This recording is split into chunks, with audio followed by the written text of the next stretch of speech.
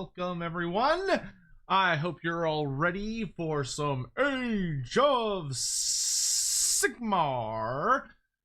Should be a pretty good time. We're playing against the one and only Mr. Pig this evening. A lovely gentleman who's been with our community for a while. I was about to try and guess how long, but realized I should probably give up. Yeah, it should be a good time. I am not playing nearly as cheesy of an army as I was, so that's good.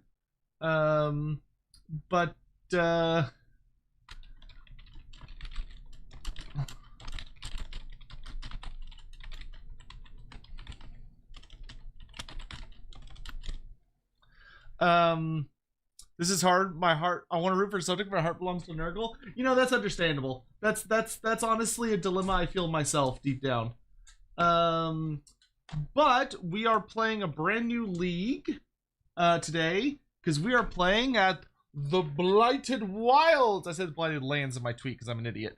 But we're doing the Blighted Wilds, which I have not played yet, so this is going to be really exciting. This is my first match of this league. We're going to be hopping into a call with Mr. Pig here in just a moment. I also believe for this one, we don't randomize. I don't believe we're randomizing the maps. I believe we have specific ones for week 1.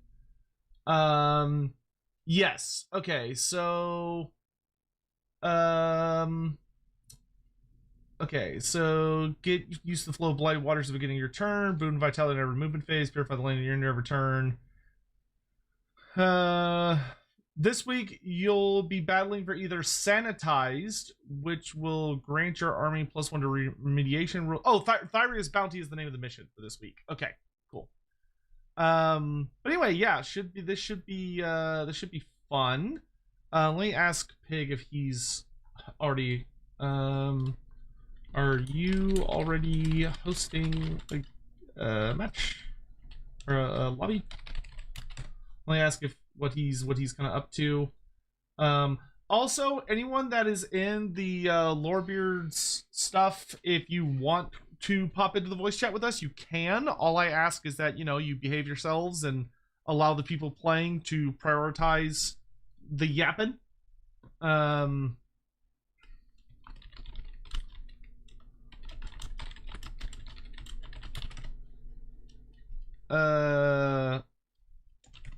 Yeah, it should be a nice kind of chill time. I'm indifferent.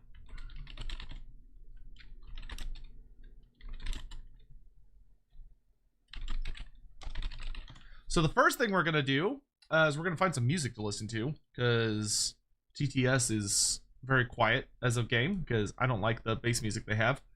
So let's see, what's got some like pretty cool vibing music that we can have on in the background that isn't gonna get copyright claimed. It's just fun. Why don't we do...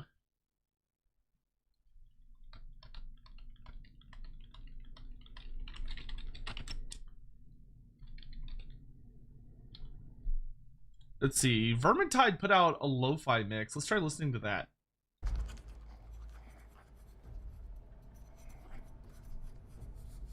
We'll try having that on and see if it's not too distracting.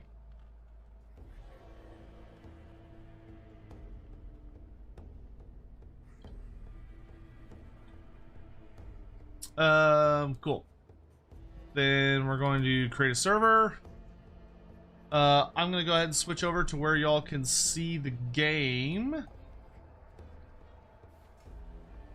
There we go. Alright, we're gonna go to workshop. We're gonna go down to the Ulthuan mod. And we need... What was that? Hey, Casper, what's up? Ah, we can load models for the Seraphon. Welcome to stream and good evening to Castrated, Living Legend, Listlord, Chris, Racer Dragontail, Shady Spinach, Sparkly Anarchy, Linux 66666, Hawk Oddly, Jaunty Scarecrow, Olive Flux,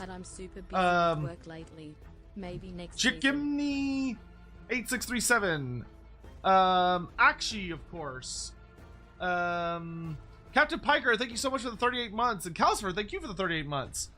It's cool. I'll catch one of these from the start. I'd love to join myself in busy work maybe next season. Awesome, man. Customer, of course, Neil Boga. Hello. Welcome to the stream. Yeah, good shit. All right. So I also need to pull up my list. We'll join Mr. Pig here in just a second. Let me get my list built and then we'll join Mr. Pig. That's Mr. Pig. So we're gonna go to new recruit where I have my army. Well, I have most of my army. My list is a bit of a hack job, hacked together because our great glorious masters of the league are allowing us to do things that normally you're not allowed to do, because we're allowed to take the Scourge of Gyran units, which is not normally in the rules, but they made that exception, which I appreciate that they did, because I really like the Carnosaur Lord from it. So, my list consists of, we have Krokgar, and I'm literally running him as Krokgar. So we've got an Old Blood on Carnosaur, Scourge of Gyran version. So this is, in my list, Krokgar, the Renewed. We'll shorten it to Krokgar the Renewed. That's fine. So we've got Krokgar the Renewed. I'm also running a Sunblood hack. So we have Gorok, who I've also resurrected in the lore for my army. Gorok the Unbroken. Joined by... Oh, I didn't name these two. I should come up with names for these two, but I haven't yet. They'll just be the Jaws of Itzel for today. I'll come up with names for them later. But he gets a little bodyguard. And then I've got a unit of 10 Saurus warriors. And these fellows are the...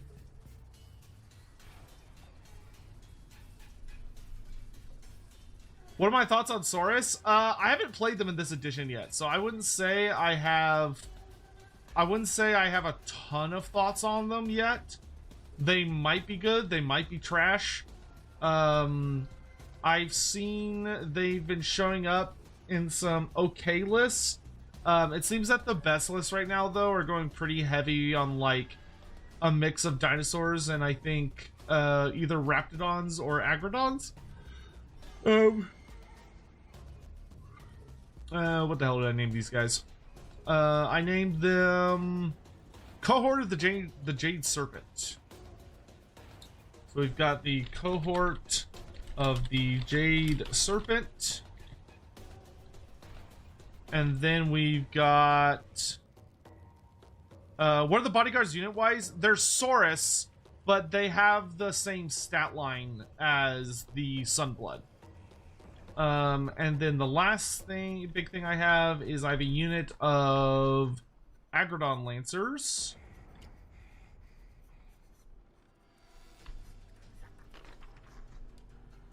Which, unfortunately... Oh, okay, there we go. I was like, I only have a unit of 3, so I don't need the regular one. I just need the unit champion.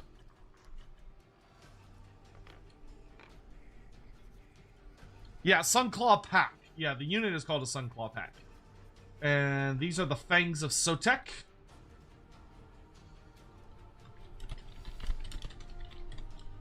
And then lastly, we have a Skink Starseer. And the Skink Starseer is named Iztek, Bearer of the Serpent's Eye.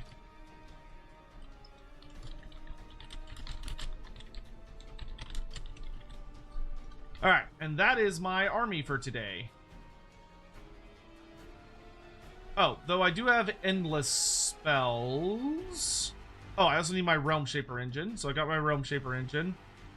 I believe the manifestations, there they are. So let's copy this. Copy, and then I'm gonna load manifestations. And then I'm gonna paste. And I am running these three. So I have Ravenek's Gnashing Jaws, the Burning Head, and the Emerald Life Swarm as my endless spells. Alright, so now I'm going to save object. And I'm gonna rename them to Host of the Coiling Serpent. And then I can now go to the actual battle map we'll be using for today. And I will go ahead. I forgot to promote Mr. Pig because I'm an idiot. There we go. I'm going to go ahead and hop into the call with Mr. Pig. Hello, hello. Hello. How are you doing, good sir? Good. Just so you know, we are live on stream, so, you know, don't immediately just start reading off your credit card info. Yep. Gotta save that for after stream. Yep.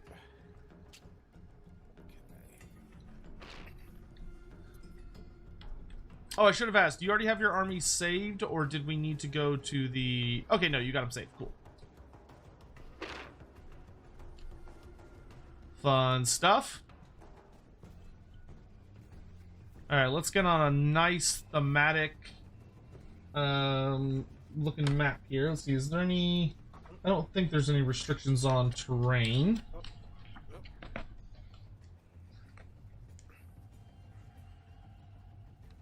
I think you might need to swap color maybe. Oh, there it is.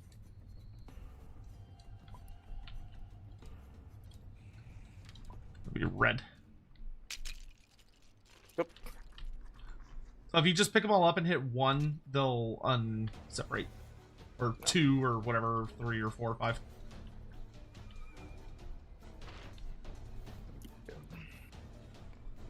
Why don't we do... Let's see. I think Creeping Corruption sounds like a good map. Sure, why not? Mr. Pig is too big?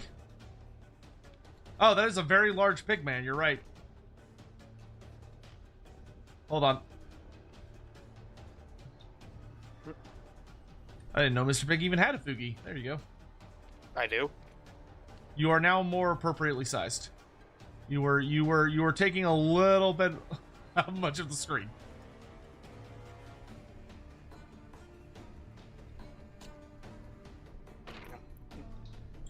Okay.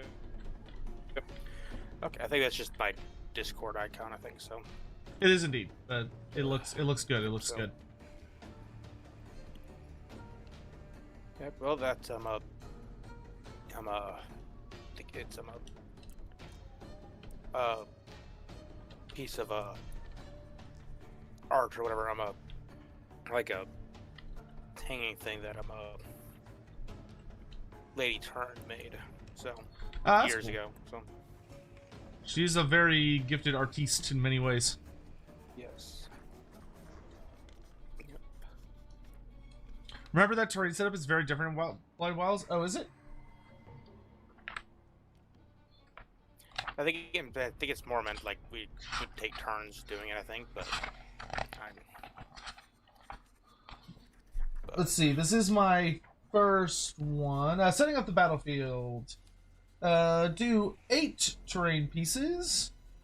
We recommend players work together to set up the battlefield to best reflect the terrain of Thyria and the battle plan being fought. If the battle plan uses objectives, unless otherwise instructed, set up all objectives in the location zone before placing any terrain in order to ensure there's no spaces for units to move around freely. Each terrain piece should be more than 3 inches from the edge more than 3 inches from objectives, more than 6 inches from all other features. Okay, so looking at this first mission, which is Thyria's Bounty. Okay, this one does not have any objectives.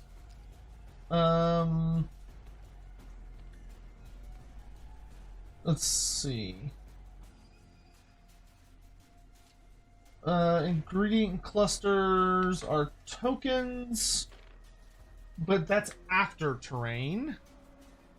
Yep. Okay, so the terrain setup for this is draft style rather than tournament randomized style. Okay, that's fine. So we can just unlock all of these, which makes them movable.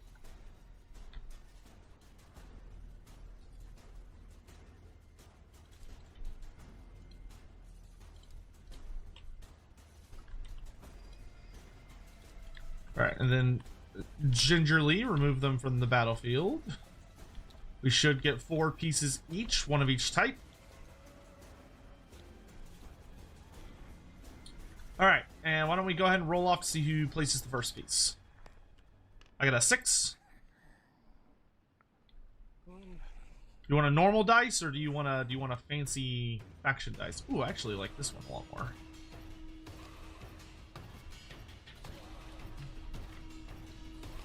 I got a 4. Okay, so I will place the first piece. So I'm going to place a nice big obscuring forest right in the middle.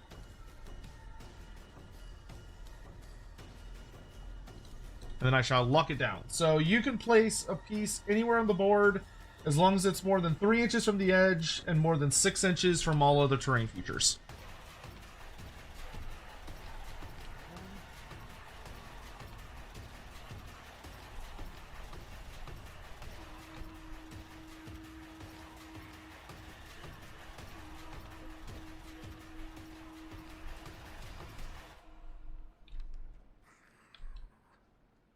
Right here. Okay.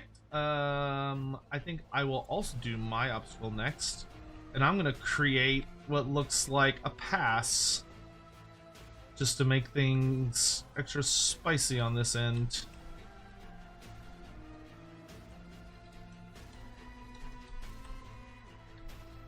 Yep, that's good.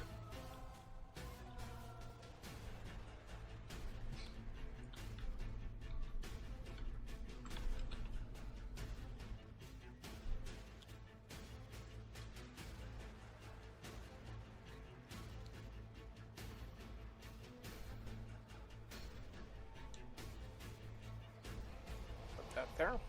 Okay, I will put my first place of power.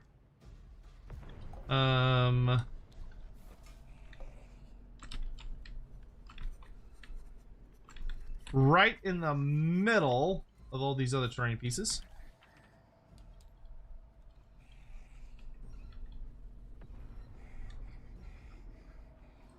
Oh, Spartan, that's nice. I hope your matches were fun.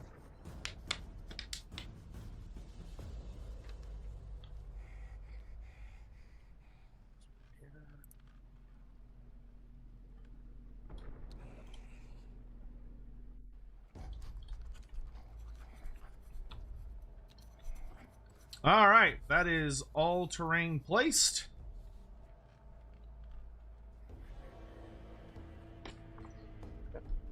So now, we will determine territories. So now we roll off to see who gets what side. I got a 4. I got a 6. Okay, so do you want this side or this side?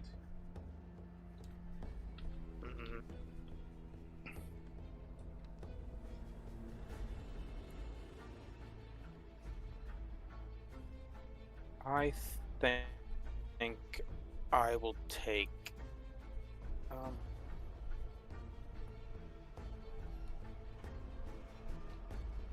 I think I will take just this side that I'm already on. So. Okay. Next, we do contamination and remediation. After determining territories and starting with the player whose general has the lowest rank, which I believe we're tied. Yes. So Roll off. Yeah, I guess. Got a 1. I got 3. All right, so starting with, I guess me in that case. I roll a dice. Oh wait, I pick. So starting with me, players will take turns to pick a terrain feature that is outside their territory to be contaminated. So we both pick one piece of terrain. So I will pick. I will pick this place of power to be contaminated. My practice game, I think we did just use the desolation tokens to mark that. So. Okay. So why don't you use the Mark of Nurgle token, and I will use the desolation. Well, just token. for the contaminated token is what I would just as what is contaminated that I would. Oh, well, so not both factions don't consider the same thing contaminated, apparently. No, I think we do. I think we have to remediate it, and then only one side does. To me to keep track of which player considers which terrain features to be contaminated and which to be remediated. Oh, remediate should have a different one. Yes. Not okay. Like I'll use the Nurgle token for my remediation. Cool. I will use something else. I need to find a cool token later for that. For right now, I guess I'll just use I'll use one of these elf symbols. All right, and which of my pieces do you want to contaminate? So it can either be this forest or this place of power. I think I'll put it on the it's the place of power. Okay. All right, so those two are contaminated. All right. Then we roll off each other one. Rolls dice for each terrain feature on the battlefield that is not contaminated. On a 4+, it is contaminated. Well, you're Nurgle, so I say that you should be the one to roll a dice for every terrain piece, and on a 4+, it becomes contaminated. Okay. This I'll do for this. Okay, the forest. Up here in the corner first. It is contaminated. It is. Now the one in the middle. It is not. Then the. I'll just do this place power right here. Okay. Contaminated. This obstacle right here. Okay. Nope. It is not. And then the last place of power. It is contaminated. We also checked it for the other obstacle. Oh, yep. So one more dice roll. It is okay, so most of the board is contaminated. Nice. The dead center is... There is one healthy forest in the midst of all this garbage.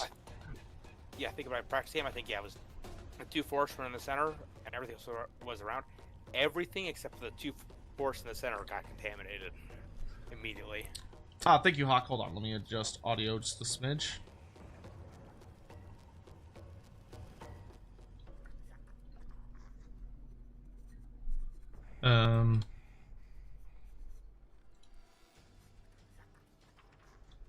Let me know if that's better, guys.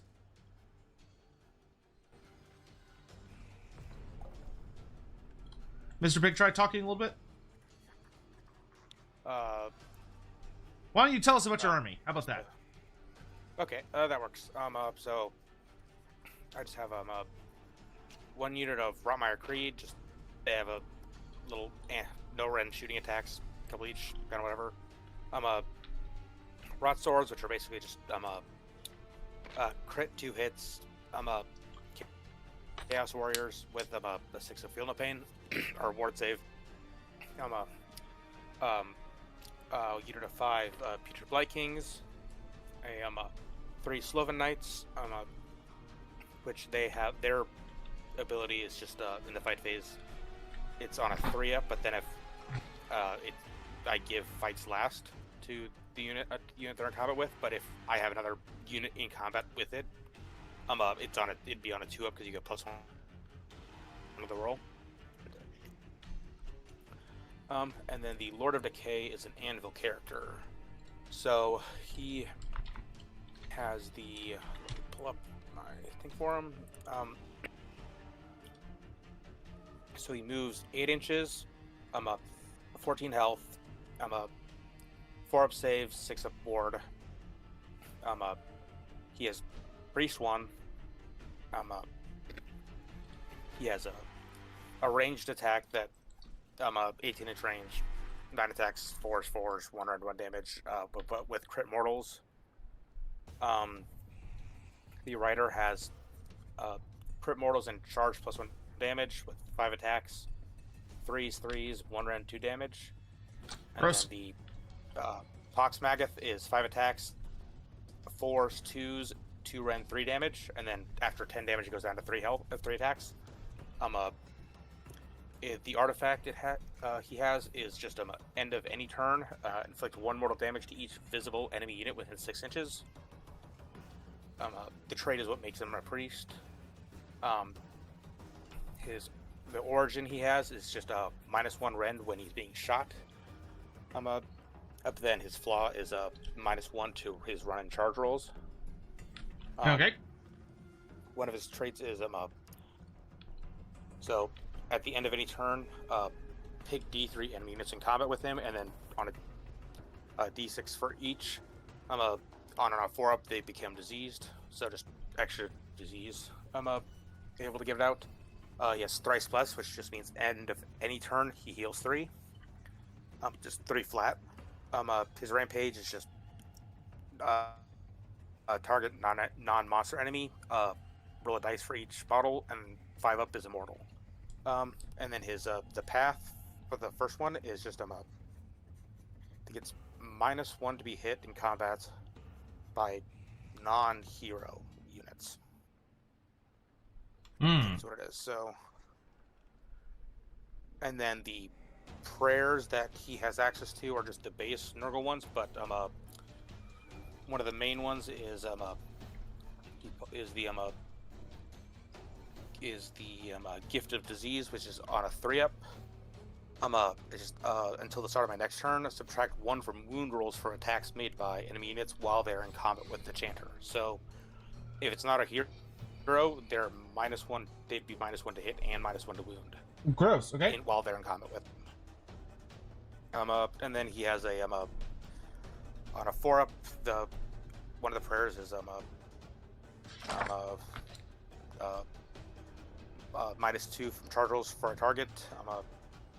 And then the last one is just on a 4-up. Just until the start of my next turn, ignore the first point of damage. Same rule that the Gorok kind of gives in a bubble. First, ignore the first point of damage each phase. So those are. All right, cool. I'm gonna forget 99% of that, but I'm sure you'll remind me as we go. Okay. All right. Next do you thing know how we the need to do. disease works in this, or? We'll worry about that in just a minute. Let's finish getting set up. Okay. All right. So we're gonna use these Emberstone clusters as our ingredient caches or ingredient clusters. So, each player gets 3 ingredient clusters. So I get 3, you get 3. And why don't we color yours? I'll make yours green. Okay. There we go. And mine will stay red. That works. So what we have to do with these is, starting with the player who assigned territories, which would be you, each player sets up 3 ingredient clusters within friendly territory, more than 6 inches from all battlefield edges, and more than 12 inches from all other ingredient clusters. They cannot be set up on a terrain feature that is more than 1 inch tall. They are friendly to the player who set them up and enemy to the opponent player. And what these are is that during the battle, if you have a unit within 1 inch of an enemy token, you are able to remove it from the battlefield and harvest it as a wild crafting harvest token. And then for the rest of the game, if a friendly unit with a wildcrapping harvest token is destroyed, it drops it as an ingredient cluster on the battlefield within an inch of where it was. And these basically will determine who wins. Because at the end of the battle round, at the end of battle round 3, if one player has a wildcrafting harvest token and is within an inch of a ingredient token that is on the ground, so you have to have a token that you took from your enemy and then be near a friendly one of yours that is on the ground, within an inch of it, and there are no enemy units with wildcrafting harvesting tokens within 1 inch of a cluster, then you win. So the goal is to get one of these tokens into the hands, one of the enemy tokens into your hands, and then have that unit run back to be within an inch of one of your other ones. Yep. Does that make sense? Yep. Yep. Okay. I'm gonna actually rename these so I don't get all confused.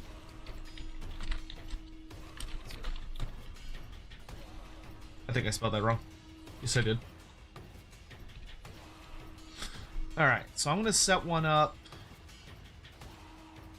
here. I'm going to set one up here. I'm going to set one up here. Oh, nope. Those are too close together. Because it's... Oh, no, it's 12 inches. Okay, so it can 12 inches. Actually, I'll hide this one in the forest. That sounds a little more thematic and fun. Then it's like, oh, you gotta, like, go dig it out of the forest.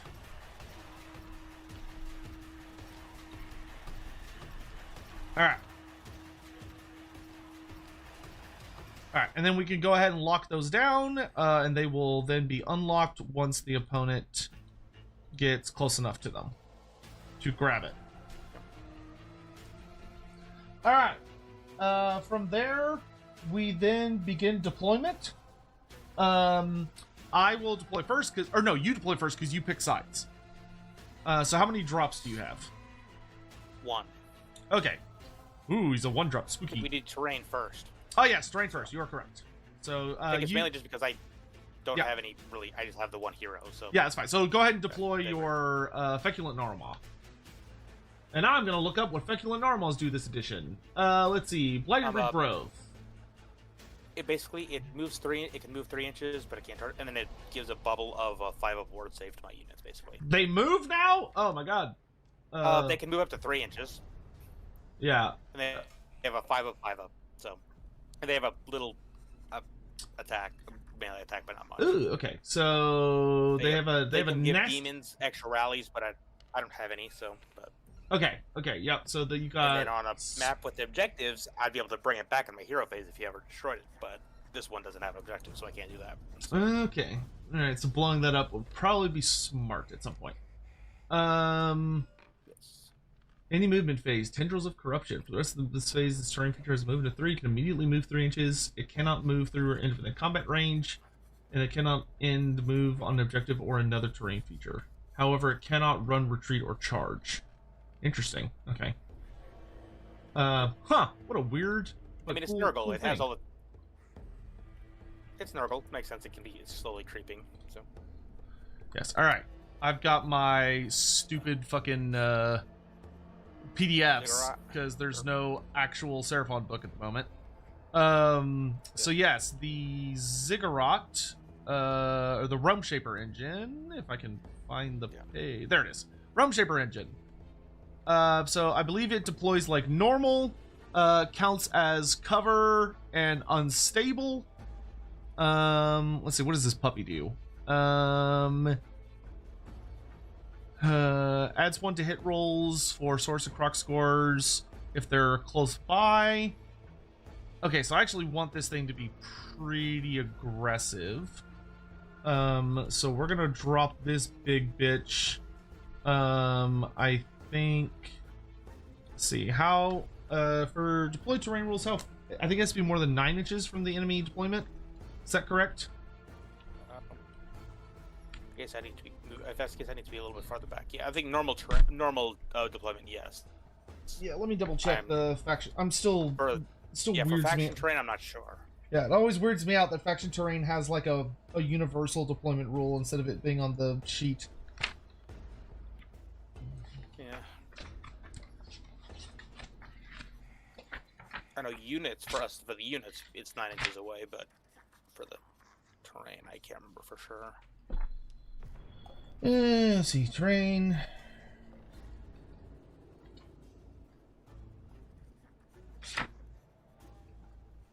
I remember they put it in a weird spot because I always look for it in the terrain rules and it's not in the terrain rules. They made it like a little blurb.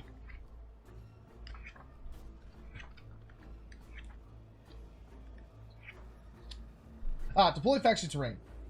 Set up the faction terrain wholly within friendly territory, more than 3 inches from all objectives and other terrain features. Okay, no, so you don't have to worry about how far away you are. Yep. So we can be pretty aggressive with them, but it has to be more than 3 inches from other terrain features. That's the tricky part.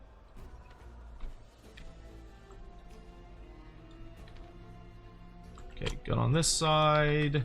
Super not good on that side. Maybe I want to go more. I could do it more like maybe here.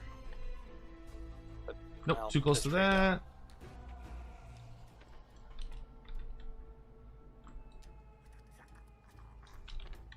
Realm Shaper engine's so fucking big. It's a big boy. Yep.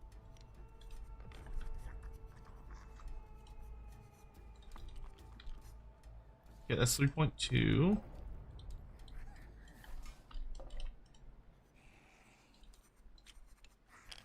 What the fuck? Oh, hold up. Don't touch anything. Don't touch anything. Yep. Somebody accidentally unlocked the floor. Yeah, well, so the trees fell through the floor, and then when I was trying to fix them, I accidentally unlocked the floor itself. Alright, there we go. Gotcha. Alright, Okay. So, yeah, that's 3.2. Alright, so I'm gonna put it right there. I don't know if you want to lock your terrain piece. Yes, I just did. Mine I'm not. Okay, mine I'm not because it can move. So. Oh, mine I will because it cannot move. Yeah, Alright, so. So that takes us to regular deployment, and you are up first because you chose sites.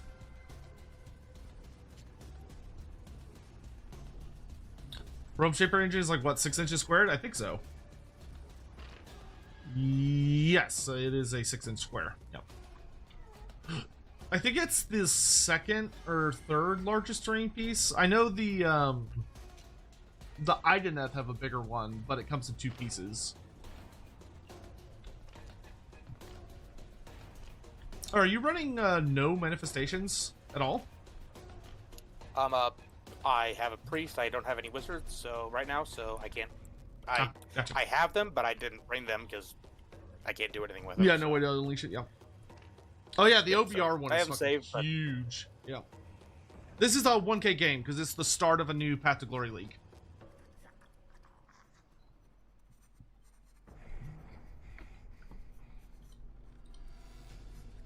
And what sub faction are you running? Oh, I am the like what it's called, the Taliban.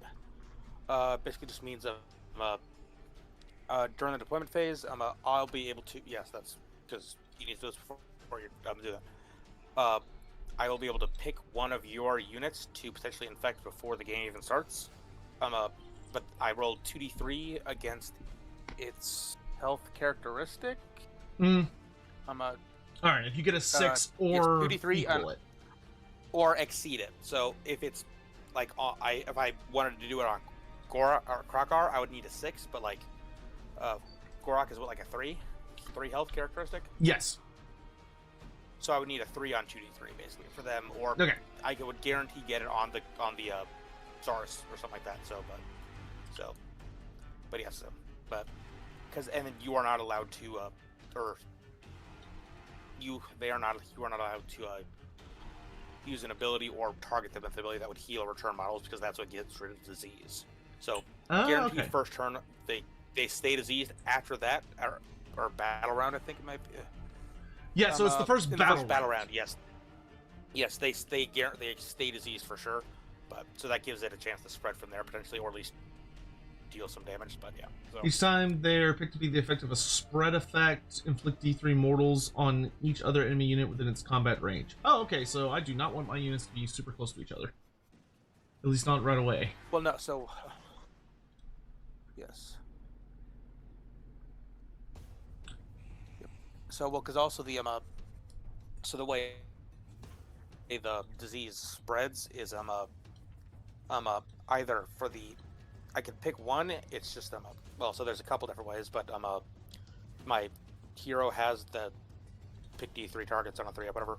The Rotmire Creed, interact with one of them, but just basically, in the, so basically, if you kill one of my units, on a 3-up, or at the end of the turn, if one of your units killed one of my units on a 3-up, the unit that killed me becomes diseased, because, if I kill one of your units that was diseased on a 3-up, I can pick a unit, one of your units that's close by, within 9 inches, to transfer the disease. And then the main one is just end of any turn, pick an enemy unit within 7 inches of one of my units, and on a 4-up it's diseased, or if it's in combat with it, it's guaranteed to happen. I don't need the 4-up. Oh, good grief. Okay, Nurgle's still busy. Alright. The Rotmire Creed, just basically, their ability is just, if they deal any damage at all, I can just pick them, that unit to be a guaranteed. I don't have to roll the 4-up, even if they're not in combat. It's just a guaranteed if they happen to deal any damage. With their shooting attacks, okay. Okay.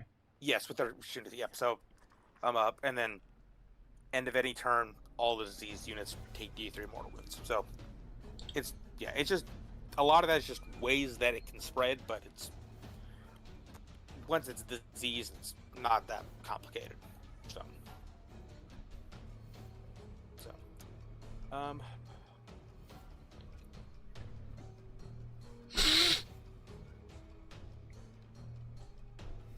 Okay, so let me do some... Okay, so whenever diseased enemy unit is destroyed, before the last model is removed on a 3+ within 9 inches, you can disease someone else. If an ability would ever heal or return slain models to a disease unit, it does not heal or return. Instead, it just no longer has disease. If you're in combat with a friendly Rotmire unit that was destroyed... Okay, it's not model, it's unit. On a 3-up, you get diseased, yes. And then everyone who's diseased at the end of both of our turns takes D3 mortals. Ugh. Yes. All right. Every turn, yes. Well, and the same with to spread the disease. That's every end of both of our turns, not just mine. Yeah. So, pick an enemy unit within 7 inches of a friendly Maggotkin Nurgle. Okay, so it's got a 7-inch range. Okay. If the unit's in combat, auto disease. Except for the Rotmire Creed. Yeah, who can shoot further range. Yes, they have a 12-inch range shooting attack. So, okay. But they do. It does have to. A damage does have to go through for it to be able to do that, though. So, for your army, it's just, your only ranged attack is just a Krokar, right? I don't think the Sunbolt Gauntlet shoots anymore. So the only quote unquote range I have, I think. Does it? Let me double check. So this is the Scourge of Gyran Oldblood. No, it does not. Yeah, no, they don't shoot anymore. They just made it. They just made them. That might be something else. Okay. Yeah, they just made them. So you don't have any range. No, the only ranged the only quote unquote ranged I would have is my spells. Spell. Gotcha. Okay.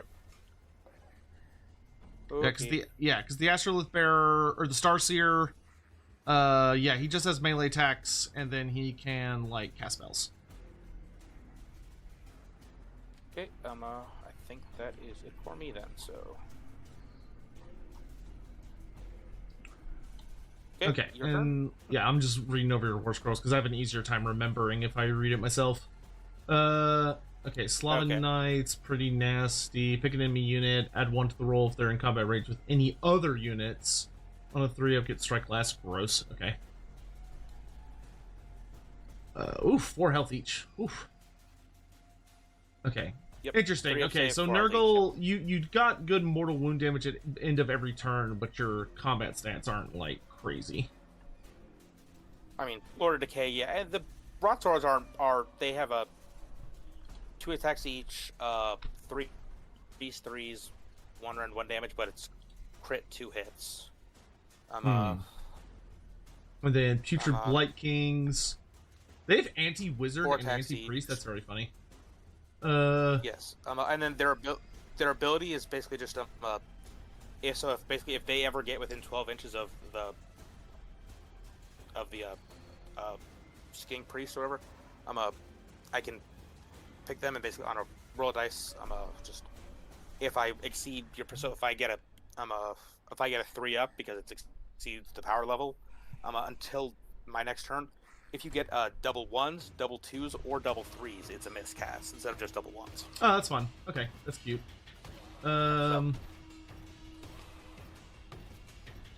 then Rot Swords.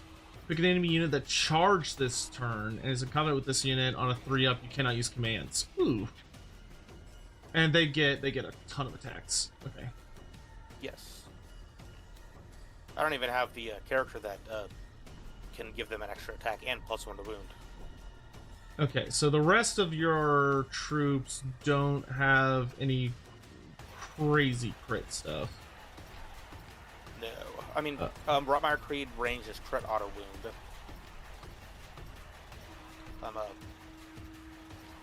Okay, yeah, so they have poison. They have poison. And then the Lord of Decay has crit mortals on his.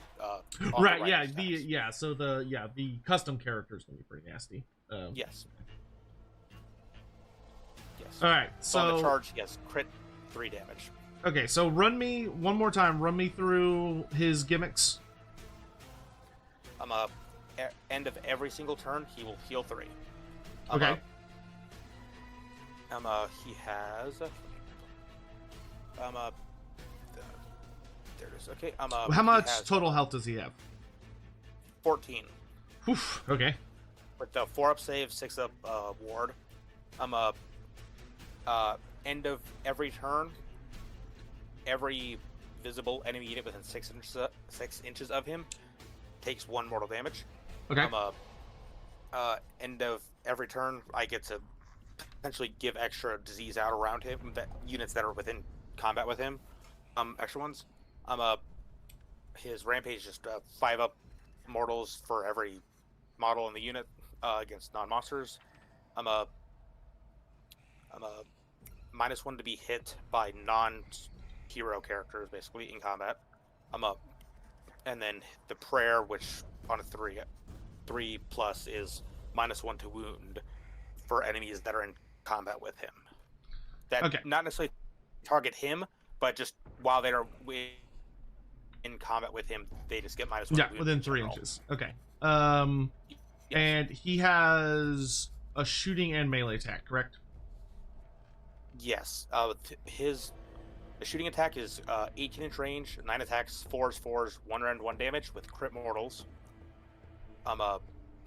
Rider has charge +1 damage and crit mortals, 5 attacks, 3s, 1 rend 2 damage, and then mount is 5 attacks, 4s, 2s, 2 rend 3 damage, and then it loses a couple attacks when it gets hurt enough.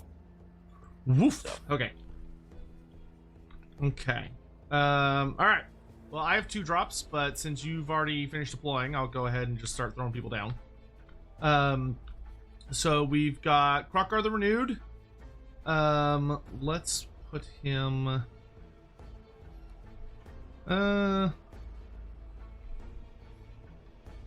Let's see. What's the movement on the Slaven Knights and the Lord of Decay? 8. Okay. 8 inches. So it's either 4 inches or 8 inches for my armor, except for the Rotmire Creed, which is 5. So. Okay. So not super fast. Gotcha. And does your army have any ability to teleport? No. Okay. All right, so it's not really a thing at all. So. All right, so to run through my real quick, Krokar is using the Scourge of Gyran, Saurus Old Blood on Carnosaur. Pretty good combat profile. 14 wounds, 4 up save, no ward save. Though I have augmented him a good bit. So he has a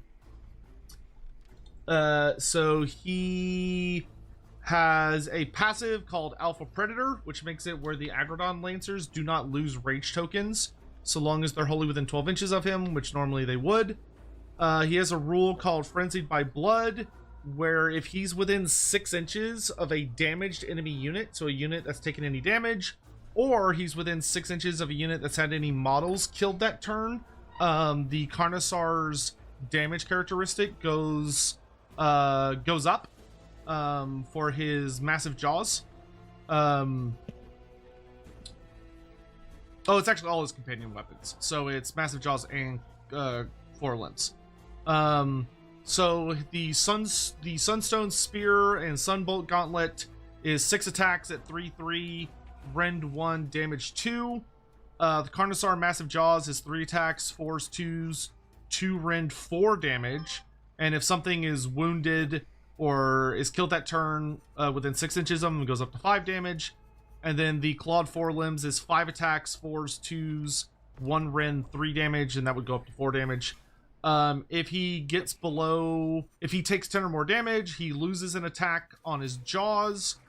And then once per turn in a combat phase, he can use Thunderous Roar, which is I pick an enemy unit in combat with him, and on a 3-up, they cannot use commands for that turn. Yep. The Sunblood pack, which is Gorok and friends. So it's Gorok and these 2 Jaws of Itzalsaurus. The serpents are not an actual, or the Jungle Swarm isn't an actual unit, it's just a token. And the way it works, so they all have the exact same profile. So they're all movement 5, they have 3 health, a 4-up save.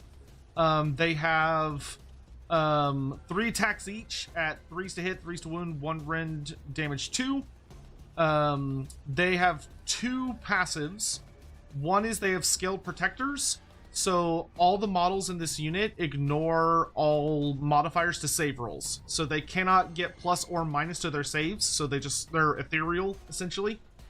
They also have an ability called Star Spawned, which is that the first damage point every phase to them and anyone else within 12 inches that has the Saurus or Croxagore keyword, which is everyone in my army except for the Skink Priest, ignores the first wound taken every phase. Yep. And then what the token represents is that once per turn in the combat phase, as long as the Jaws of Itzel token is on the battlefield, I roll a d3. On a 1, I remove the token. On a 2 or higher, I deal that many mortal wounds to the unit in combat with the Jaws of Itzel. Lastly, for the remaining units, Saurus Warriors, pretty standard, 5-inch move, 2 health, 4-up save, 2 attacks each, 3/3, 1/1. If they are contesting an objective, they get +1 to save rolls, but there's no objective, so that's not going to happen. I then have the Skink Scarseer. Pretty negligible combat stats. He has 6 health, 4-up save, but he has 2 big abilities. One is he has a unique spell called Celestial Doom, which is I pick an enemy unit within 18 inches. On a 7, that unit does not get ward saves for the rest of the turn. And then once per battle, I can scry the stars, and I roll a number of dice equal to the current battle round, and for every 3+ on those dice, I get to pick a unit in my army and give them a 5-up ward save until the start of my next turn. Okay. And then the last thing is the Raptidon Riders, which are where the hell is their profile? It's Pterodon, Spastildon. Agrodon. It's Agrodon. Yeah, they should be with the sword. Oh, there it is. Aggrodon Lancers, just pretty solid combat profile. They have anti-monster and anti-charge. And every time they fight, they get a fight token or a rage token, and for every rage token, their companion attack gets an additional attack. Pretty straightforward. And then I've got my endless spells. Yep. Any questions? Nope. Okay, cool. So Let's go ahead then and oh right, I need to deploy. All right, so we're gonna put Iztek here. We'll put him here, go a little bit behind the Realm Shaper engine. Next, let's do the Jaws of Itzel. Let's see, more than 9 inches.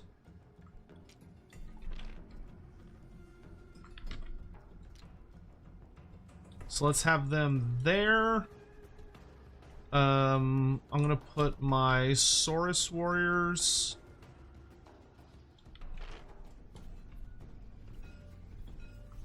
Whoops.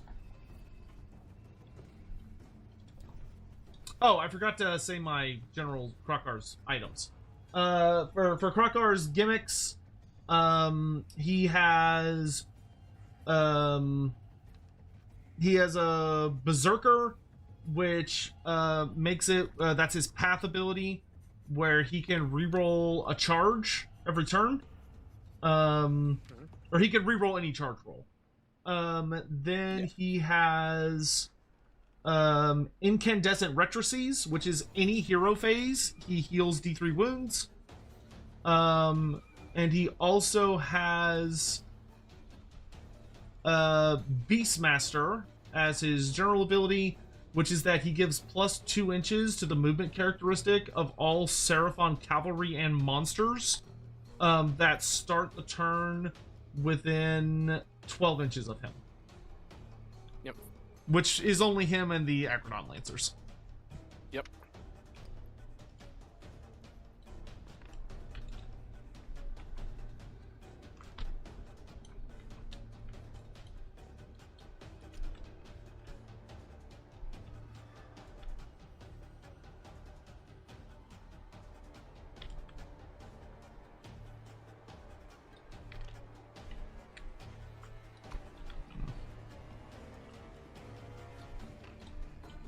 We want everyone to start relatively close together.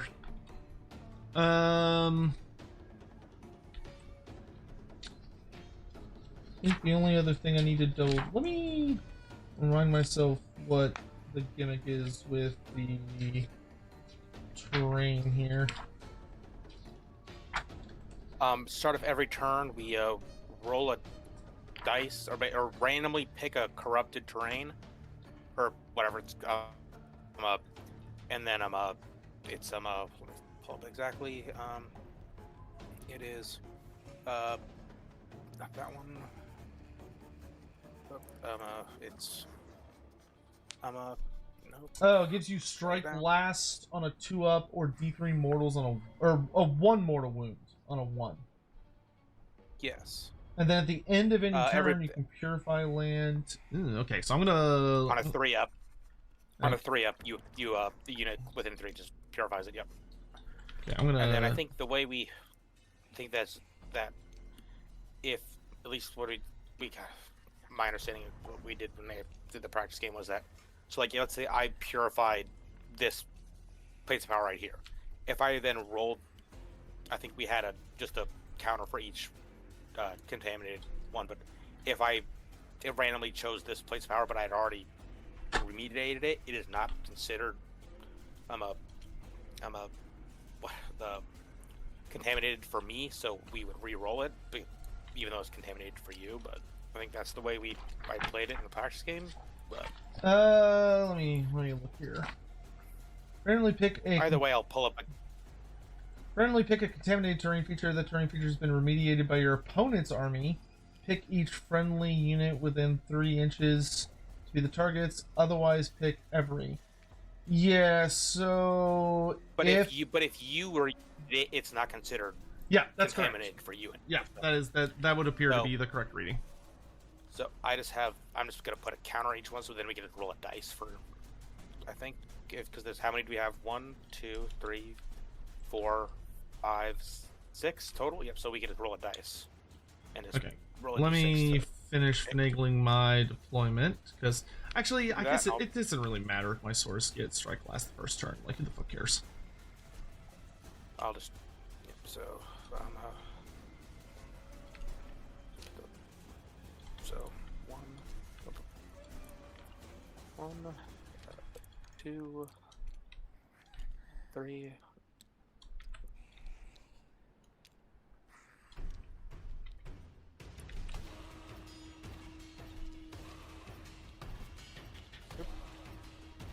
Okay, so I need to make sure the unit champion is in the center of the unit. The center of the front line, rather. Yeah, whatever. Okay. Good enough. Wait, did I move a... Oh, yes, I did move a Jaws of its unit. Oops, there we go. Okay, I believe we are ready to begin. Is there anything else you need to do before we get started? I need to do the pre-game or the deployment phase disease. Okay. Oh, and for my sub-faction, I am running... Oh, actually, I need to do a couple things. So I need to pick an asterism first. So what asterism am I going to do here?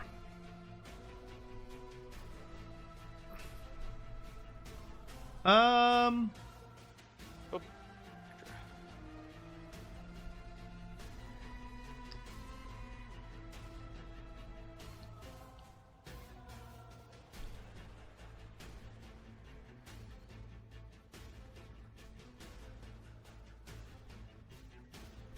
I am going to do Quetzal the Preserver for my asterism. So Quetzal the Preserver makes it where I get subtract 1 from the Rin characteristic of melee attacks that target Seraphon wholly within friendly territory. Okay. And if at the start of Battle Round 3, there are no enemy units wholly within my territory, I get to pick an additional asterism. Okay. And then for my battle formation, I am doing the Sunclaw Star Host, which is that once per turn, at the end of every turn, I get to choose up to 3 Source or Crux Score units that are in combat. And for each of them, they may immediately make a pylon move and then roll a d3, and on a 2+, they deal that many mortal wounds. Okay. All right, I think we are all set. You finish deploying first, so you get to decide who goes first. I'm first thing first. I'm picking the Source Warriors. They're to be guaranteed to be diseased. Okay. So, because 2 health, 2d3, they're guaranteed to be. Yep. 2 or higher. Mm-hmm. You get it. So, and then I think I will go first. So, All right. Let the games begin. Yep. So hero phase stuff. Main thing is just. I think I will attempt to. So start of the turn. First thing, let's check for Blighted Waters. Oh, yep. Yes. Blighted Waters. Yep. Yeah, because that's before the hero phase. Yep. Got a 6, which is right here, which is nothing. Okay. Nobody's within 3, so. Yep. And then that's it. And then just so Yeah, totally. I was aware of it. Yeah. I'm just going to attempt to do the prayer that just charges up ritual points. So. Nope, nothing. So okay, so I don't get anything there. So. Or let me double check it again. I haven't used it very often. What is it again exactly? Oh, where's the thing? Oh.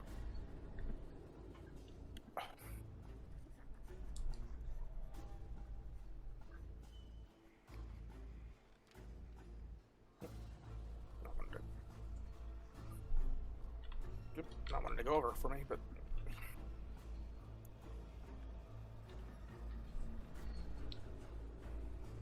whatever.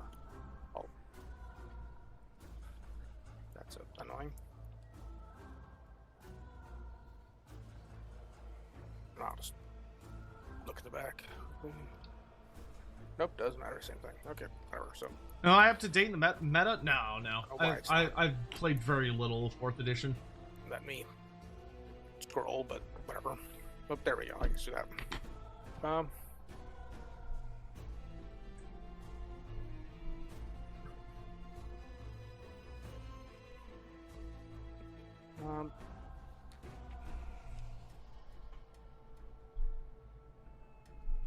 Yep. So just nothing happened there because I rolled a 1, so I just don't gain any. I didn't have any, so I don't lose any. So okay. That's going to be it for my hero phase.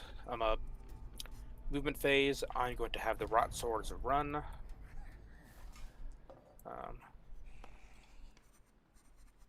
One.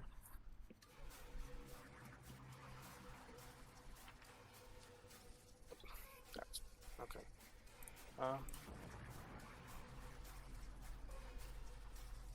Apparently forgot to reset the custom dice when you reloaded it. And we both have 4 command points. Yes. How far is your? So you can't run and charge, can you? Or do you have a spell for that? So I do have a spell that would let me run in charge called Speed of Haunchy. Goes off on a 6. I can pick a friendly unit wholly within 12 inches of my wizard. And it gives them run, and they can still shoot and or charge. Yep. That's fine. Okay. Okay.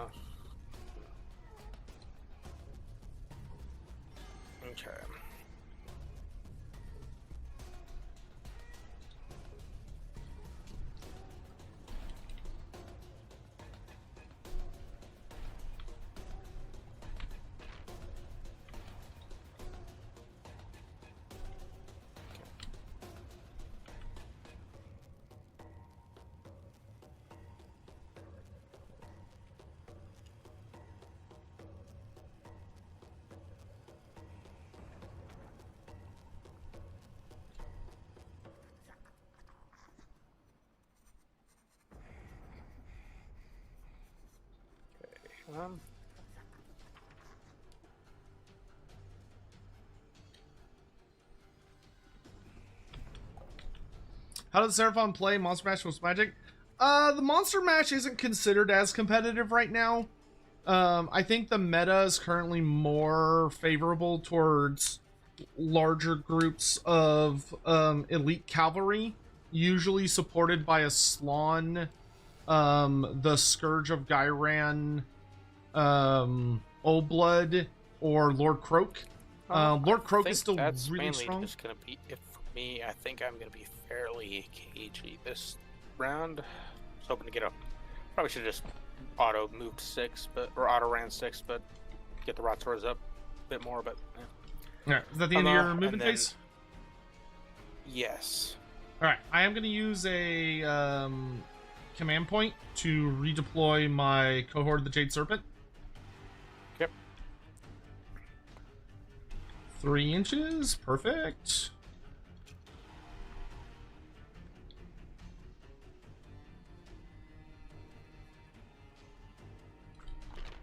We're going to move 3 inches away from everyone.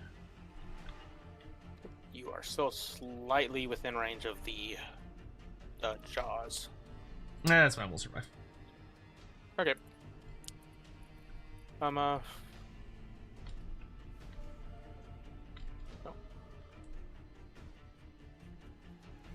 guess technically, I think I can. My guy can see the. Realm Shaper engine. So. Yeah, what's the range on his spit? 18. Damn, long range loogie. All right. Yep. Yep. Well, it's a Maggotkin Loogie, so yeah. So it'll be 9 attacks. It'll be 4s. But it's crit mortals, so.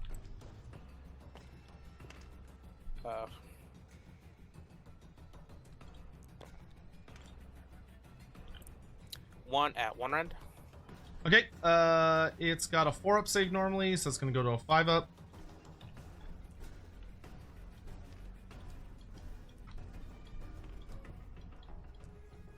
Just 1. Save 1. Oh, There's just only 1? one. Oh, okay. Yeah. No. What's the damage? 1. Okay. Yeah, just peppers. Just pepper. Just little light stuff, so. Okay. And that is going to be it for my shooting. Because it's 12-inch range for them. I think, and then not gonna charge at all. So, end of turn. I will have the cohort. I'll do the which is it called? The spread. So that way, and it will spread. You are within 3 inches, so you're still within combat range of the jaws. So the jaws will become diseased. Okay. And then they will each take D3 mortal wounds. So for the cohort, they take 2 mortal wounds. Okay, we ignore the first one, and then take 1. Yep.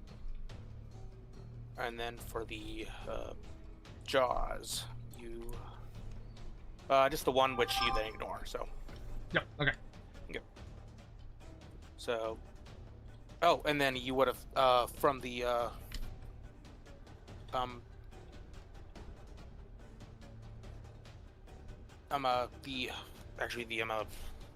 the jaws would have taken a D3 from spreading from the Oh yeah. Okay. Contamination of Nurgle. Cool. So technically, you didn't ignore that 1 damage, but we'll see what I roll. So Okay. 2. So you'll have taken a total of 2 damage on the jaws. Okay.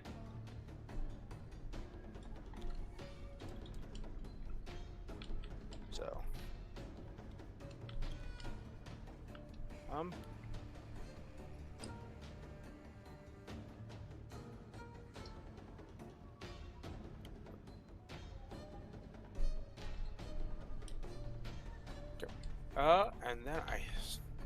And then I will have the the Sloven Knights attempt to remediate the place of power. Okay. So on a 3-up, it works. They get it, and then I think, if I remember correctly, I do gain they do they do yes, they gain. It is no longer contaminated for me, and they gain 2 renown points for that. Correct. And then I think you are also able to do that. It's end of any turn, once per turn army. Oh yes, you are. Once per turn, army, end of any turn. Yep. Okay. So yeah, I will do the same. I'm going to pick my Saurus warriors to choose the place of power. They need a 3-up. Yep. No dice. I don't think anything happens on a 1, but no, nothing bad happens on a 1 for that. Okay. So I think that's going to be it for me. So, your turn. Okay. Start of the turn, before anything else happens, I have to check which contaminated site is going to go off. 4 is the one you just remediated, so you don't take any damage and nothing else happens. Yep. All right. Next, I believe I go to my hero phase. So I will spend a command point to do a rally attempt on the Jaws of Itzel, which all it's going to do is get rid of their disease. I assume I still need to roll it. Yes, because you would have to actually, I think you would actually have to attempt to get a thing to actually go for. Okay. So. Yep. Okay. Yep, So the disease goes away, but they don't actually heal. Yes. Yep. All right. Then I'm gonna activate my Realm Shaper engine. So Iztek is gonna be the wizard that activates it. I could pick another terrain feature within 24 inches. So I'm going to pick that Feculent Narwhal there. And I roll a D3 for every target. And within 3 inches, I can pick up to 3. Probably. Yeah, so I'll pick these 3. All 3 guys. There's 3. So.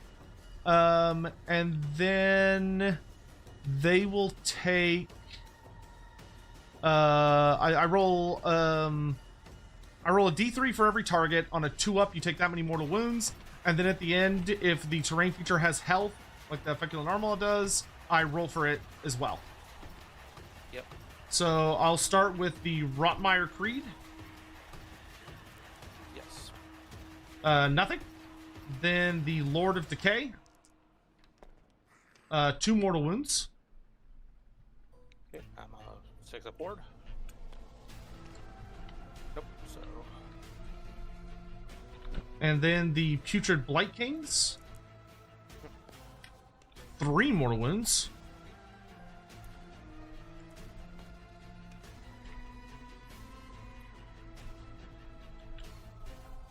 Hey, that's a good hit.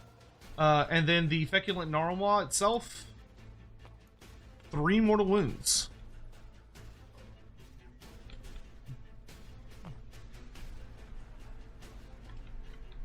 I have had no luck with my war rolls yet, so that's great. Well, maybe it'll turn around. It's still early. That thing has what, 7? The Normal has a 5 up board. Hunt down those lizard trinkets. Okay. So well, he's almost half dead already, so... And I can't bring him back at all because there's no, Yeah, luckily, the good news about this season is there's significantly more objectives than there was last season. Last season, there was like no fucking objectives ever. Alright, so I'm gonna go to spell casting now. I'm going to start by attempting to cast, to summon the Emerald Life Swarm. So 2d6. We are looking for a casting value of 6. That'll do it. So the Emerald Life Swarm, I can bring it in wholly within 12 inches and visible to the caster. So I'm gonna drop it. I'll just drop it right. We'll just drop it right over here. And then I'm going to attempt to summon... would I rather have the Burning Head, or would I rather have Ravanax? Or do I want to do my... I don't think my normal spells are in range. I mean, I could go for making my guys faster, but I don't think I want to run in there just yet. Comet's Call is a range of 18 inches, so you're too far away. Mystical Forging is 12 inches. His personal spell is 18 inches. So yeah, I'm gonna attempt to summon Ravanax Gnashing Jaws, which I like to think for my army would actually be a big serpent mouth, but you know, beggars can't be choosers. It does go off on a 9. So Ravanax, wholly within 12 inches and visible to the caster. So wholly within 12, so it's gonna be right there. And it has to be more than 9 inches from enemy units, which I am.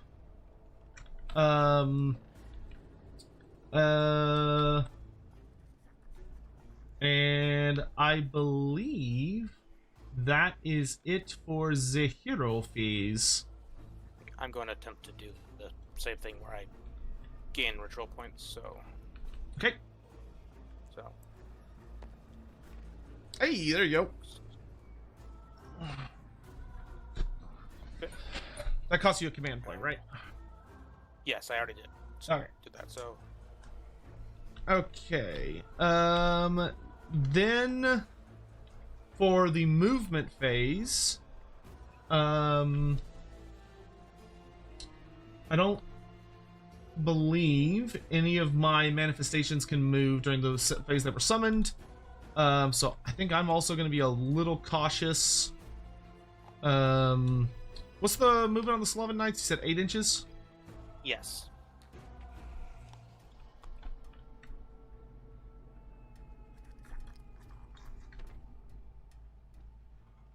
Okay, 14.6. Let's have the Jaws of Itzel move back here, so they're within combat range. Okay, they don't need to go quite that far. Whoa! Nope.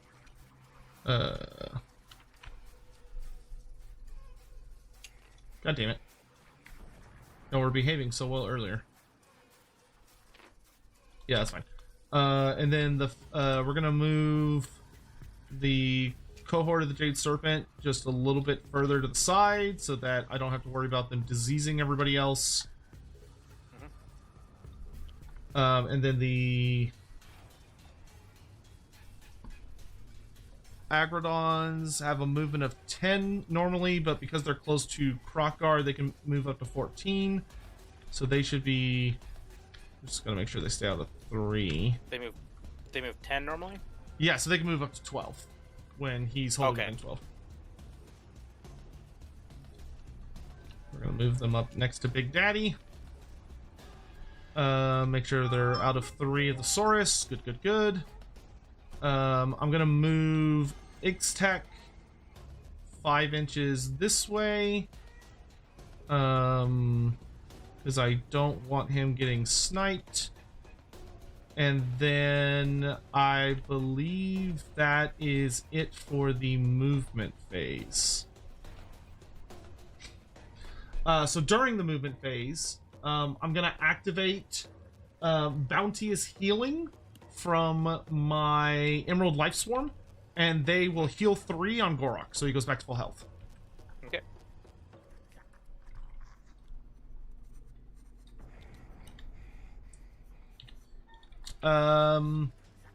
That then takes me to the shooting phase.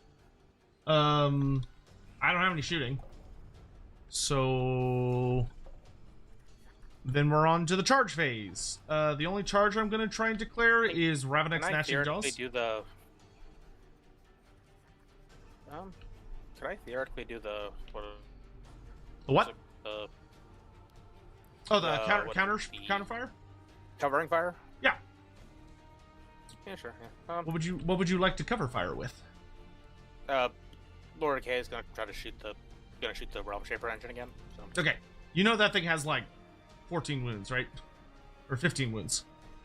I don't think I'm going to use all my command points this turn anyway. This battle round anyway. That's fair. So That's fair. Just making sure. I can't shoot anything else, so I'm like, I guess oh no, I think I'll try to shoot. How much health does the Gnashing Jaws have? Ravenous has 10 health.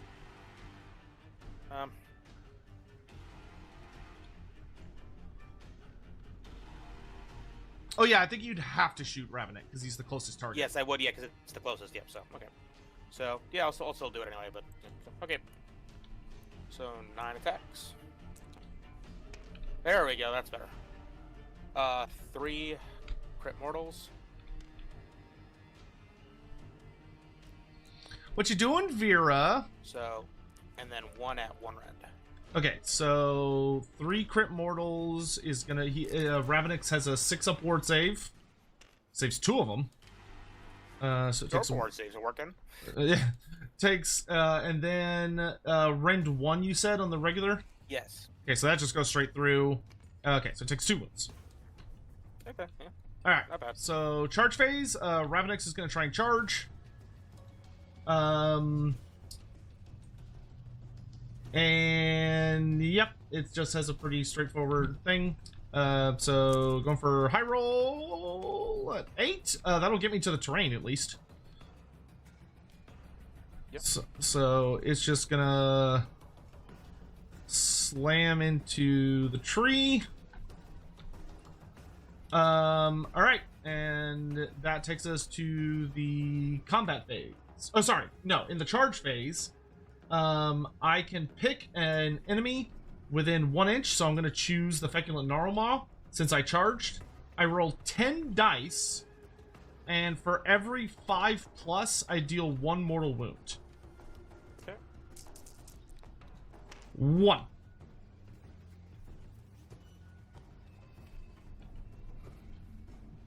He's nibbling it. He's nibbling it real bad. Okay, now that takes us to the combat phase. Do you have any start of combat phase stuff? No, yeah, no.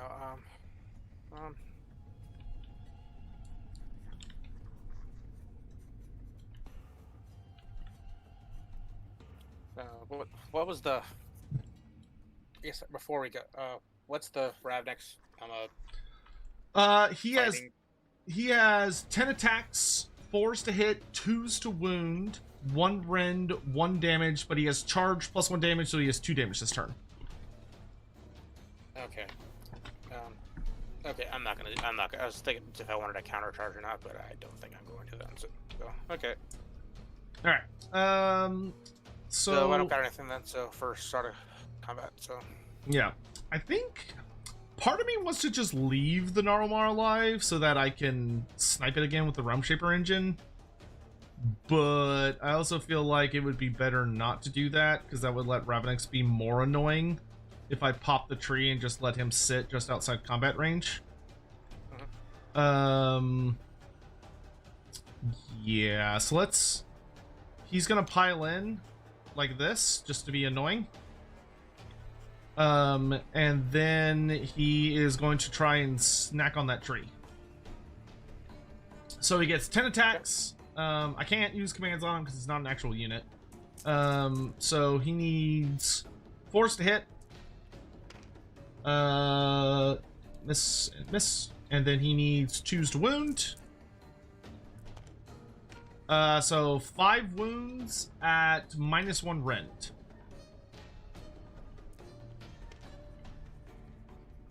And then those are 2 damage each. Ooh, there's some wards. it doesn't matter. Oh, just barely. Doesn't matter. He's dead. Just barely. Yeah. When the wars came in, it didn't matter anymore. A little late. So okay. All right.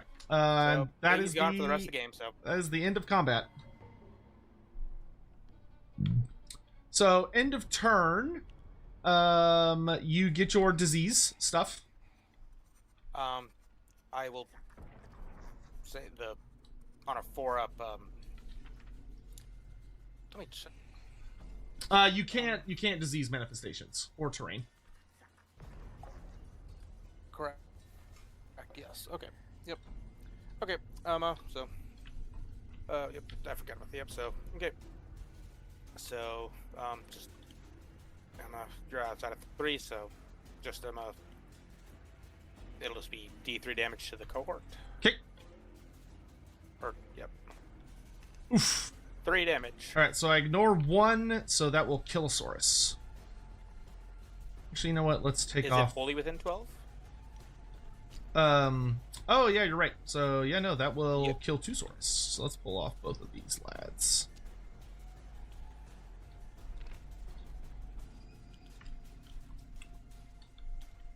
All right. I'm going to try and heal this place of power, or remediate it, whatever it's called. So roll a d6. Hey, we got it.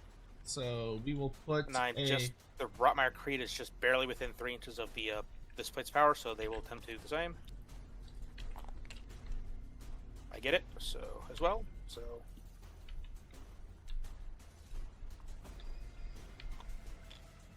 All right, and I will. How do I want to keep track of how many points a unit has? How are you keeping track? Are you just writing it down? I have a Word doc up. Okay. As well. So I'll just put it in Discord.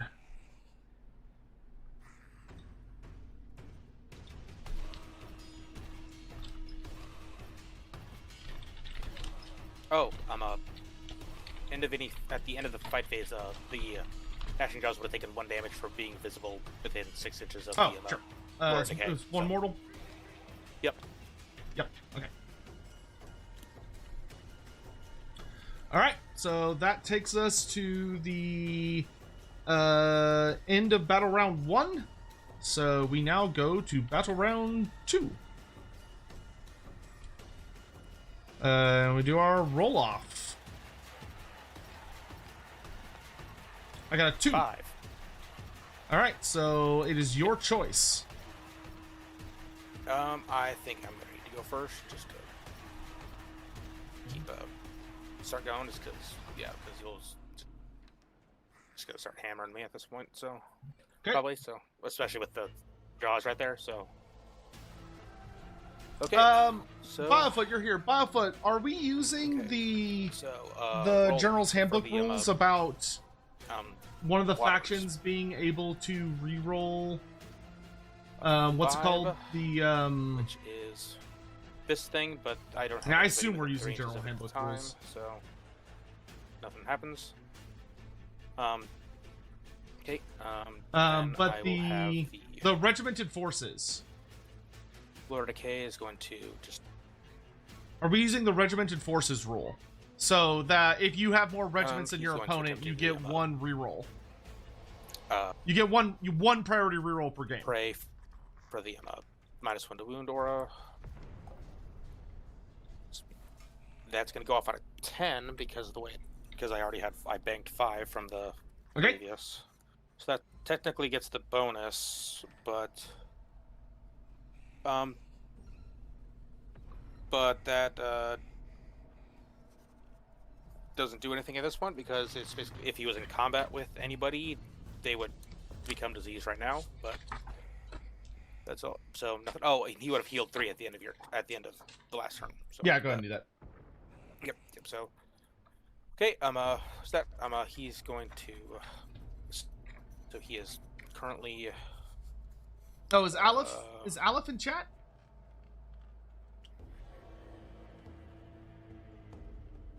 I mean, it makes sense to use it because we are using I'm gonna attempt to regiments, but I just banish wanted to check with y'all. The Because y'all are technically running it. So.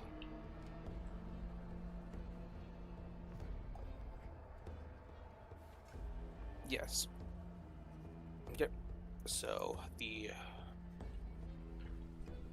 what's the banishment on the jaws? The banishment value? Banishment value is going to be, where is it? It is a 7+. So I need a 6 because you have 2 on the board because I get +1 to it because of that. So.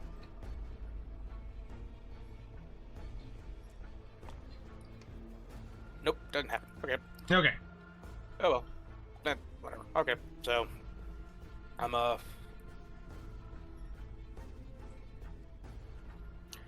Okay, so I'm going to that's it for my hero phase. Yep. Okay, so movement phase.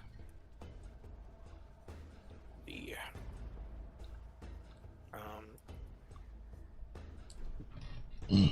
I'm gonna have the Rot Swords run again. Oh, Slightly faster. actually, sorry, go ahead. Wait, I can rally during your turn, can't I? Rally. Yes, any hero yes. phase. Okay, I'm gonna use a point to use rally on my Source Warriors. Yep. Which they get because they have a standard bearer and a musician. They get 1 extra die, and they get it on 3s. So 6 dice on 3s. I don't think the standard bearer does. I don't think the standard bearer does that. Oh wait. I thought it was. Just adds 1. I think it just adds 1 to your control score. Oh yeah, I'm For the thinking standard. of Musician adds a dice though. Yeah, the musician adds dice. I don't Musician- remember what gives +1. Maybe that's a special thing. Yes, you're right. That'd Okay, be a character so- or something like that. Yeah, okay, so I get 6 dice instead of 5. Alright, so that gets rid of the disease. Yep. Okay.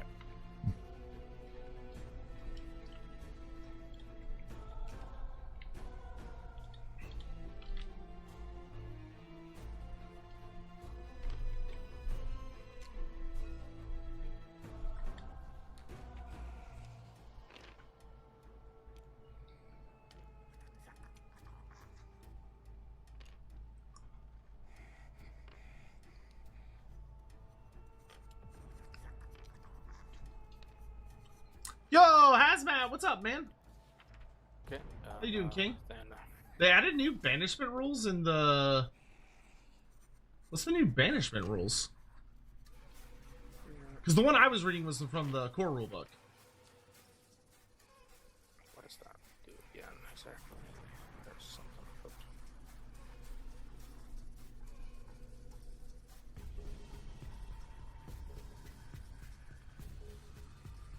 War scrolls.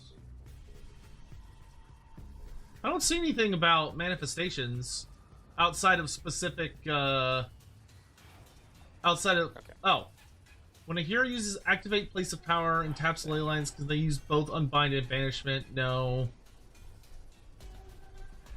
There's a specific battle plan that has manifestation notes, but I don't think it's in the core rules for the season.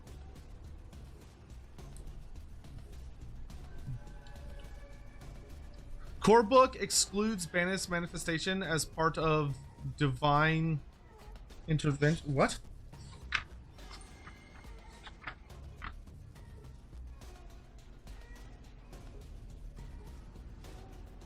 Oh.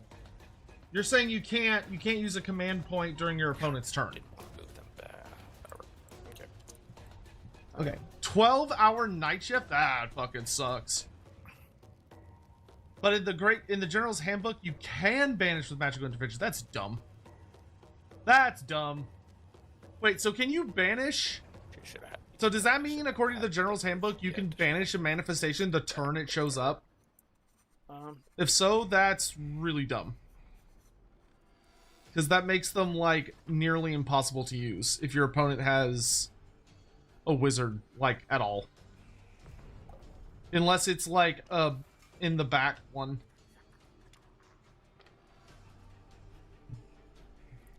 Okay. Like, that's just silly. That there. Okay. That's it for the end of my movement phase. Shooting phase. Yeah, I agree with y'all's ruling on that. The Rotmire Creed are all just going to shoot into the Crashing Jaws. Yeah, Bobfoot, that's what we're talking about. That, like, hypothetically, that would allow you to do some really bullshit stuff. On 4s. Oh, Aleph, you're here. Aleph, so we were talking about, are we using 3s. the priority reroll from the General's So Handbook? Where if 4 you have adds more 0 random. drops than your opponent does, your opponent, like, you still get it 1 priority reroll. How much damage to the Ravnix? You said 4 wounds? 4 wounds, yep. Okay. Straight more, it's 1 rend, right? 0. Oh, this is the This is Rotmire. this is Okay. from the Rotmire. Okay, so he gets a 6 and a 6. Nope. 1. So that takes him up to 6 wounds. So he's got 4 wounds left. Okay.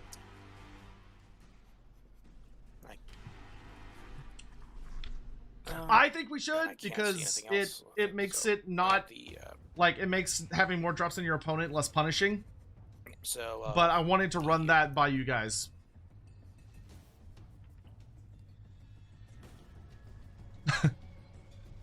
Biofoot and Hawk can overrule you. You say no. Okay, so Biofoot and Hawk said yes. Can't quite see the. You're saying no. Y'all should hash it out Not in able to the see Discord. the crack guard all because of that. So. Yeah. So. I think just barely. Because I'm probably going to try and use it here coming up. Better. I think I might be able to see him. But, whatever. So, okay. So why don't y'all have a little powwow in the yeah, I'm just going to shoot you with Discord real as quick. well. So, Okay.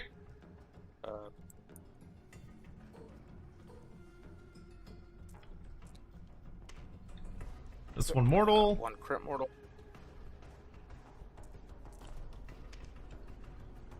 And then, so a total of 5 damage then. Okay. This one 'Cause does have it's- a rend. Okay, yeah, so I just get the ward. Nope. Alright, so the manifestation is gone. Yep.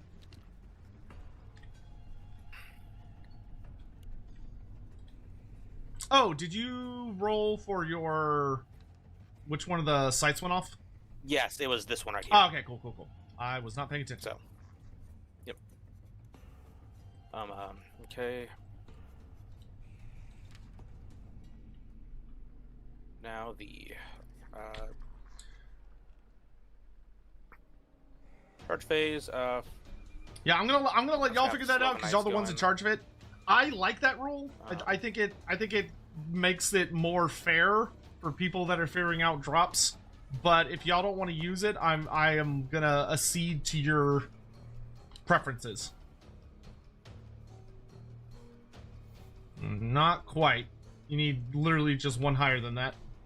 Yep, that's a. Do you want to charge reroll or keep it? I'm gonna use a CP to charge roll because they'll just get it. I don't want to let those you get the guys charge will off, have a bad so- time if they get charged. Yeah. Yes. I'm like, at least want to lock you in. Even though I probably would do a giant amount of damage, I at least want to lock you into combat with me, so that way you don't get the charge off yourself. So. Understood. Ah, damn. Same They're number. getting deleted. So.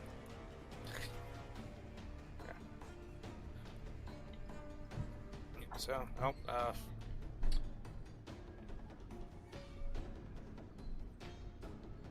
I was almost stupid enough to consider a countercharge, then I turned my brain back on. Because that would I mean, you would have got that. Then you would have had the charge, but then it would have been hard for me to try to get all the way over there. But yeah, it would have been based on my charge rolls, that wouldn't have mattered. But okay, so then that's gonna be it for my turn. Except for you are technically within 7 inches, so I'll try to have Krakar become diseased on a 4-up. So. Oh no! Oh no! He is.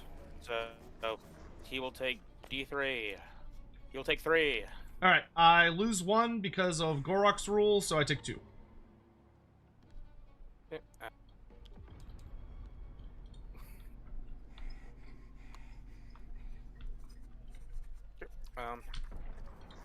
And then that is it for my turn. Okie dokie. So, start of my turn, before I do anything, I'm gonna check which of the sights is gonna go off. We need to do the I want to attempt to remediate this thing with the Rotmire Creed. Yeah, sure. Go ahead. Or no, I already did this one. Yeah, I already yeah. did this Oh, one, yeah. never You already mind, did it. Okay. So I got a 6, which is that one that I already did. Man, I'm 2 for 2 no. on that. All right. So okay. So nothing happens. Then the next thing that happens is the hero phase. Or start of turn stuff, actually. Because Incandescent Retroseas goes off in the hero phase. Okay. So in the hero phase, Incandescent Retroseas goes up. So Krakar heals D3 wounds, which gets rid of the disease. Yep. Then I am going to use a command point to try and rally my Saurus again. So they get 6 dice. I think it's actually 7. I was looking at it because it's 6 base, then plus 1 for the. Oh, okay. So one more. So they get. I don't believe you get partials back, so 1 comes back. No. And we'll bring him back right here. Alright. Then we're gonna do.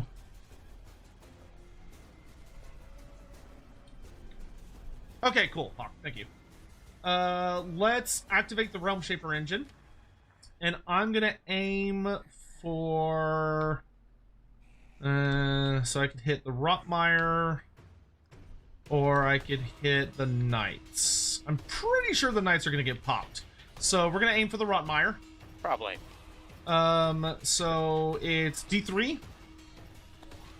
Nothing. Nope. All right. Then for my spells, Iztek. The Slaven Knights do not have a ward save base, correct? 6-up. Oh, they have a 6-up ward save. Okay. They have a 6-up. Yep. Do I... All of my stuff has a 6-up base, except for the Feculent Armor, which had a 5-up. Okay. Let's do... blah, blah, blah, blah, blah. I'm going to try and cast... I've got 2 slots. Let's do... Speed of Haunchy on the Jaws of Itzel. Yep. Goes off on a 10. So they can run and charge. Yep. And then I'm going to try and cast his unique spell, Celestial Doom, on the Slaven Knights. Yep. Goes off on an 8, so they do not get ward saves for the rest of this turn. Yep. Alright. I believe that is it for the hero phase. So that will take me to the movement phase.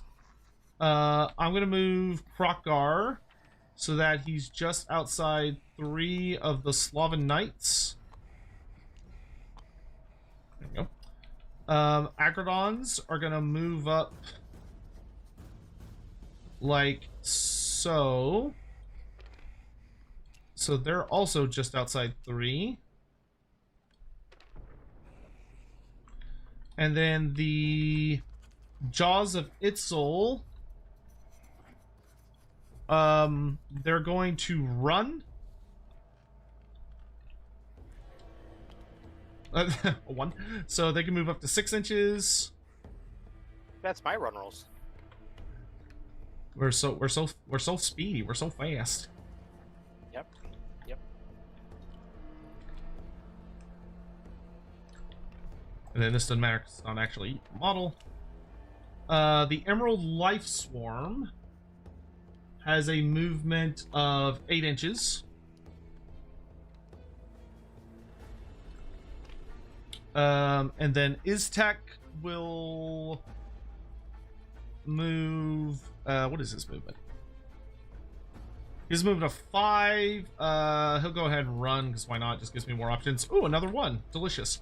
So he'll move 6 inches to right here. And then the cohort of the Jade Serpent is going to move 5 inches. We're just going to ignore the token. Ah!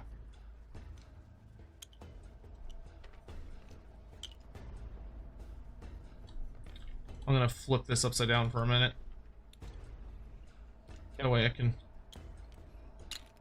do that.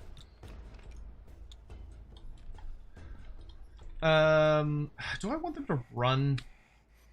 I mean, they might make that charge, but that's a bit of a Hail Mary, and I think I'd rather them try and purify that. So yeah, they're gonna run. Ooh, wow, 6.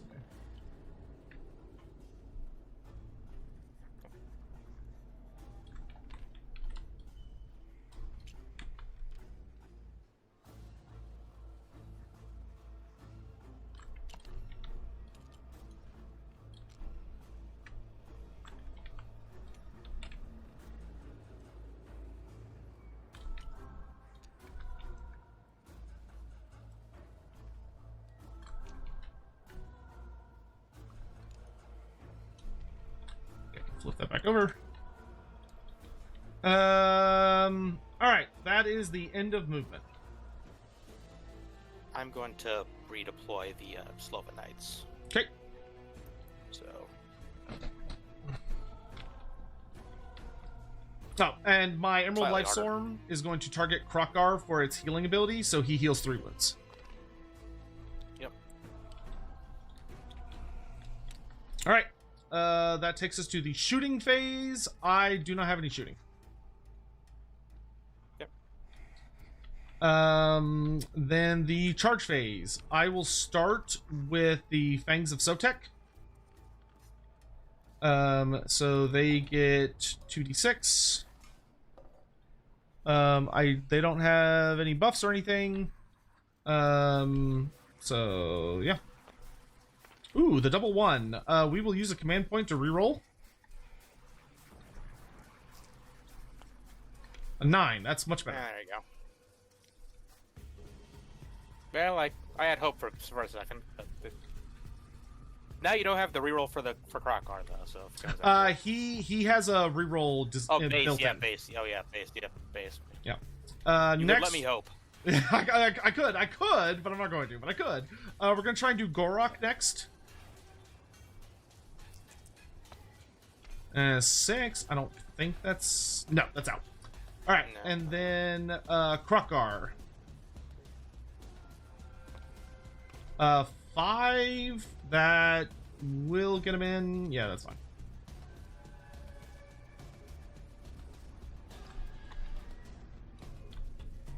And that is all my targets.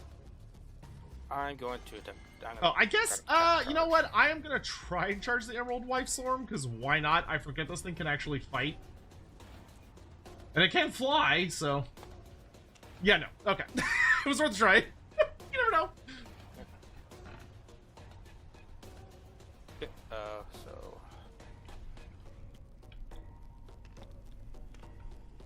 Okay, I need it. Hey, yep, that'll get him in. We got ourselves a fight, boys! Yep. Okie dokie. So that is the end of the charge phase. Do you have any end of charge phase stuff we need to do? No. Okay, let me double check my Scourge of Gyran War Scroll. No, okay. So that takes us to the combat phase. For my Thunderous Roar, I'm going to target the Putrid Blight Kings. Okay. So I roll a d6, and on a 3+, they cannot use command points for the rest of the turn. Or commands. Nope, they're fine. Okay, and then I get the Sloven Knights then. Theirs is the Should be on a 2-up, right? yes. And so it will be pointing at Krokgar. Okay. So Got it. Okay. So Krokgar is strike last. fights last. Yes. All right. So that means by default, I have to pick the Agrodon Lancers to go first. So yeah, I will start with them. I don't think there's any point in them piling in, so we'll just sit there and start swinging. So they don't get any buffs from being next to Big Daddy. When it comes to combat.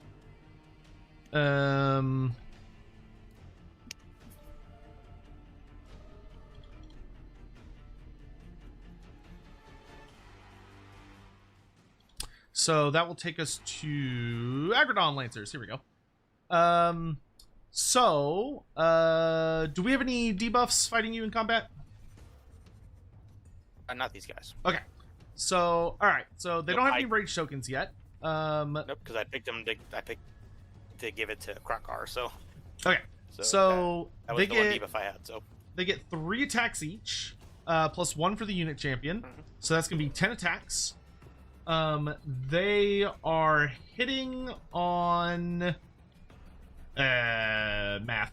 They're hitting on 3s. Okay. They do not have any crits. And then they are wounding on 3s. Yes. Alright, so it's going to be 6 wounds at -1 rend and 2 damage because they charged.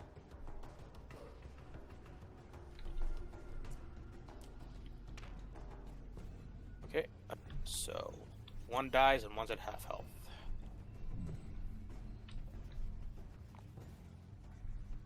Alright, and then there are companion attacks from the Agrodons. The Agrodons get 3 attacks each, so that's going to be 9. They need 4s to hit. Ooh, not good. And then 3s to wound. Ooh, only 2, but these are rend -2 and are 2 damage each. Okay, so... Alright, and that is it for the Agrodons. Okay. But since they use, and they don't get the Primal Rage until the end of turn. Yep. So you are up, good sir. Okay. Okay, so I'll just go for the Sloven Knight quickly first. I'm this is the champion. I forgot to mark, but yeah, the champion has 3 attacks. Just be hitting on 4s. Just going into Krokar. Okay. So thank God I said that before I rolled this. Okay, but zip. So this is gonna be on 3s then. Okay, any crits? Maybe I should. No. These guys. Maybe I should have been on the fangs, but now better because all these guys are going to the damage as well. So, okay, so 3s. 1 at 2 rend. Okay. Saved it. Okay. Horse. And then the horses or the horse, whatever. Nope. Alright. And I have strike last, so you keep going. Future Blight Kings. Yep. Okay, against the Putrid Blight Kings, I am going to use my last command point for all-out defense. Okay.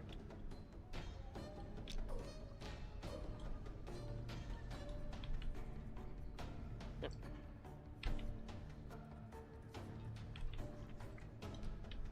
Okay.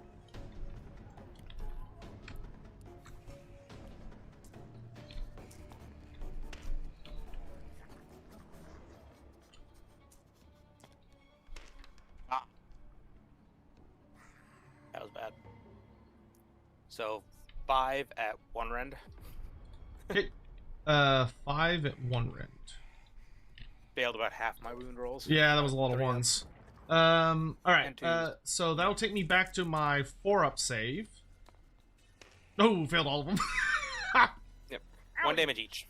Okay, so that's 5.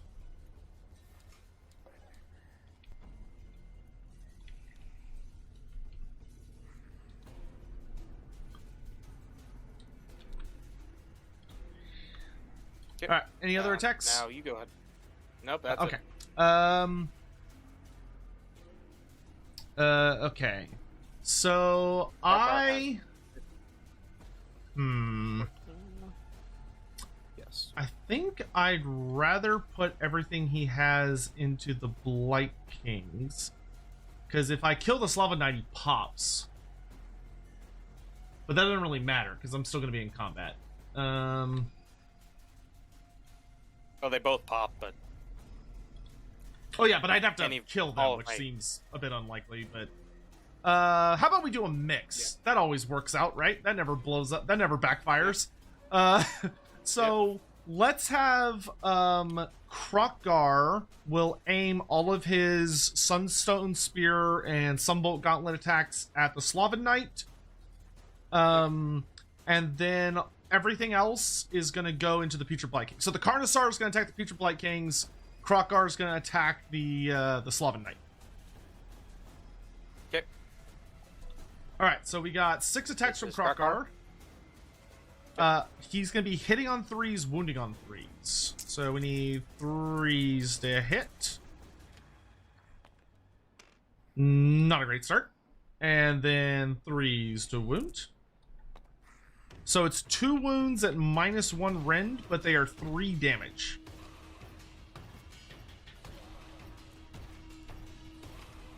Nope, he's up. Hey, way to go, Krokgar. Yeah, because I don't think he doesn't have any other gimmicks.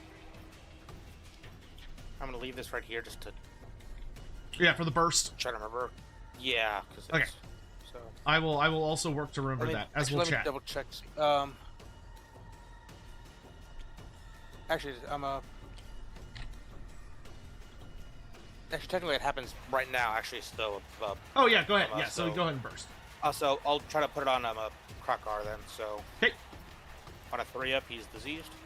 He is diseased. He's diseased. Again. All right. Yep. And then that takes us to the Carnosaur attacks, which all of my various buffs don't help with, other than just what's on the War Scroll. All right. So it's the Carnosaur gets. Yes, okay. So he is buffed due to Frenzied by Blood, because there have been people dying around him. So he gets 3 attacks from his massive jaws, which hit on 4s. 1 hit, and then wound on 2s. No! I feel like that always happens. Those jaws never connect. Alright, then the Grimlock's forelimbs hit on 4s. Only 2 hits.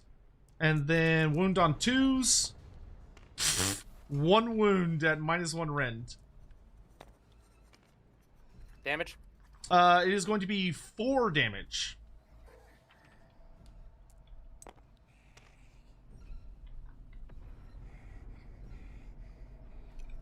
We still crushed the guy, at least.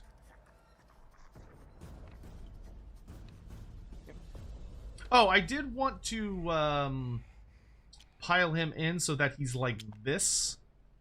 Where, if I can... I want him right in the... all the way in my territory, just barely. Okay. That should keep him in combat with everyone.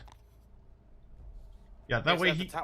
that way he keeps his... I don't remember how far back the slope... I don't know, but the Sloven, I'm not sure how... Because it was a bit farther back, I think. That's... I don't remember exactly where it was. That's the problem. Yeah, he should have still be within 3 of where Krokar is like now. Right here or something like that, I think. So, yeah, I think Okay. you're fine there, but yeah, I'm like, but I don't remember. Can't remember where that one was, so okay. Because I want to try and have him wholly within my territory. That way he gets his buff. Alright. And then the... So that takes us to end of turn. The Agrodons will get a... they will get a fight token. So let's... Rage token? Yep. Yeah, rage token, which... Hey, who's better rage than... I need to find some, like, actual tokens. I'll make sure to make a mental note of that. So that we'll just do a mark of Corn for now, because, you know, Corn rage. It all adds up. Yep. Okay, that it for your end of turn stuff?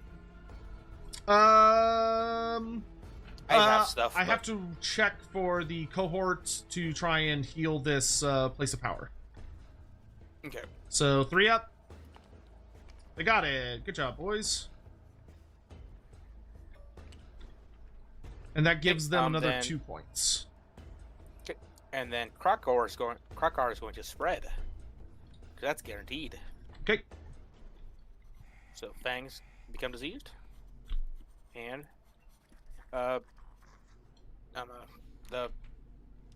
these guys, the Gorok becomes diseased again. So okay, and now they are all going to take D3. So we'll do Krokar first. He takes 2. Okay. Oh, I forgot. Krokar should have only taken 4 damage in combat because he would have ignored the first wound thanks to Gorok. Yes. And then this is the end phase, so he'll take 1 from that. So, oop, that should go up. Okay. There we go. Okay. Fangs Sotek. Take 2. Okay, so they'll take 1.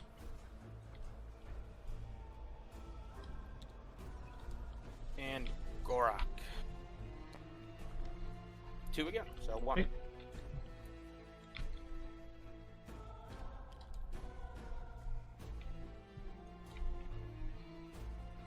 All right. I think that's everything. Yeah. So that takes us to the end of battle round 2.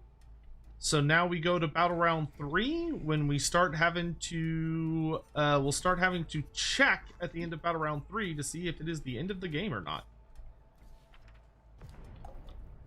And actually, let me check one thing real quick.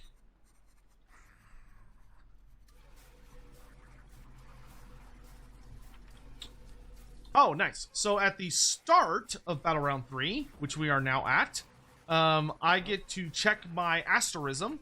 So I chose Quetzal the Preserver, and I accomplish this if there are no enemy units wholly within my territory, which there are not. So that means I get to pick a second asterism. Yep. And I am going to choose...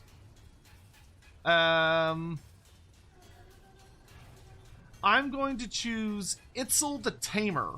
So for the rest of the game, all of my companion attacks from any of my units, so that'll be the Agrodons and Krokgar, all of their attacks now have crit 2 hits.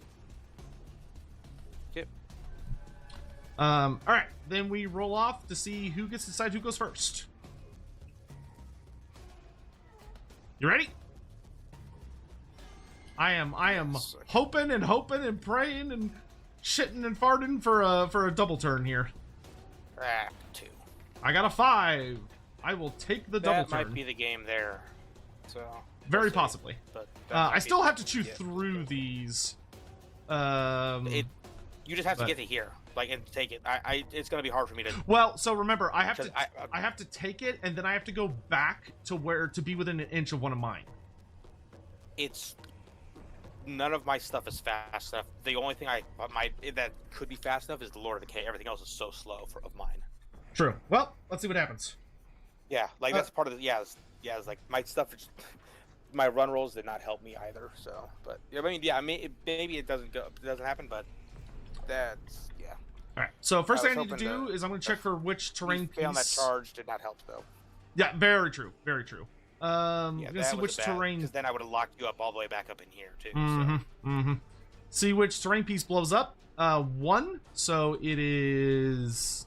Where's 1? Oh, it's the forest. This one right here. So no one's near it, so nothing happens. Hero phase. Incandescent Retrices on Krokgar. He heals D3 wounds, which just gets rid of the disease token. I can find it. There it is. However, since I double turned, you do get an extra command point, so you have 5 instead of 4. As you are the underdog. Doesn't matter, but we'll go for it. Yeah, well, sure. We'll yeah, listen, take everything you can get, right? I think at this, but more just gonna be. I'm just gonna try to tie up whatever. Yeah, it's just tie you up to stop you from getting to it. So hero phase. Iztek is going to activate the Realm Shaper engine. He's going to use it on that place of power to try and hurt Rotmire Krieg. D3. 2 mortal wounds.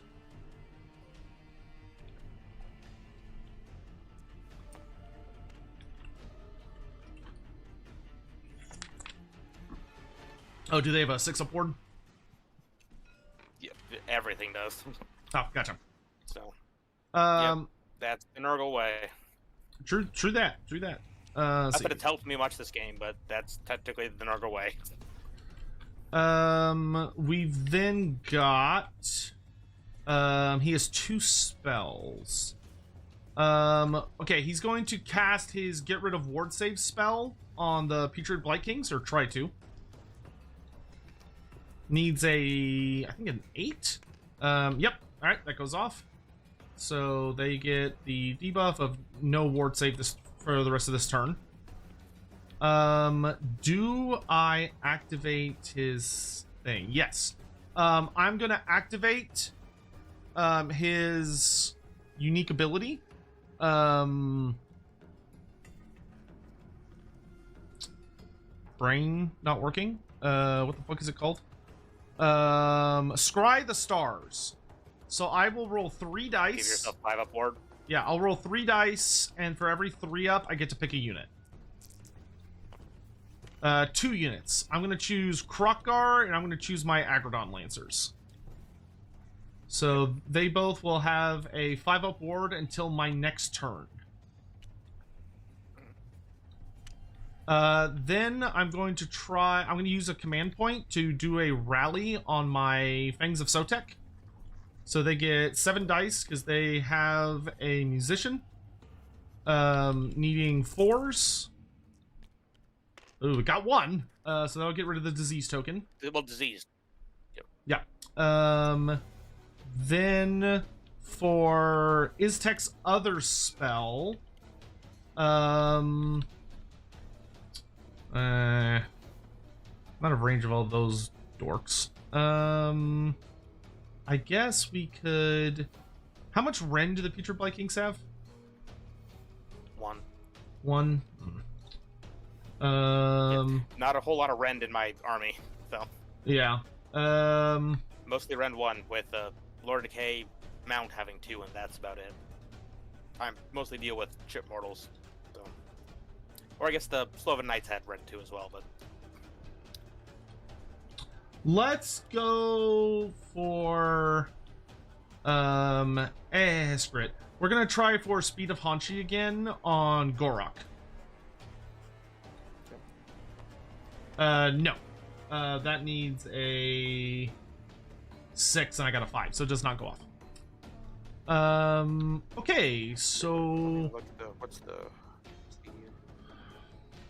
okay, gotcha. You didn't roll any doubles there, so okay, so at all, so okay. Because I think because you would have been within range of the. Oh, okay, yeah. Like, oh, right, yeah. You didn't roll any doubles. You didn't roll any doubles of 1s, 2s, or 3s, so. Yeah. All right, we did that. I believe I am done with the hero phase. I'm going to attempt to do the ritual point generation. Okay. Got it. Okay, so I'm up to 4. Okay. All right, that takes us to movement. Yep. I'm going to start with the Agrodon Lancers. They do have the bonus to movement because they started within 12 inches of Krokgar, so they can move up to 12. They're going to move up so that they are within an inch of this thingamajigger that I need. Yep. And then the cohort of the Jade Serpent is going to run.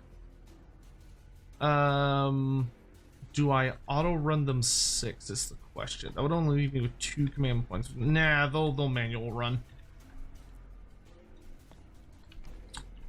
We're going a whopping, what is that? 7 inches. Then Krokgar's caught in combat. The Jaws of Itzel are gonna move 5 inches this way.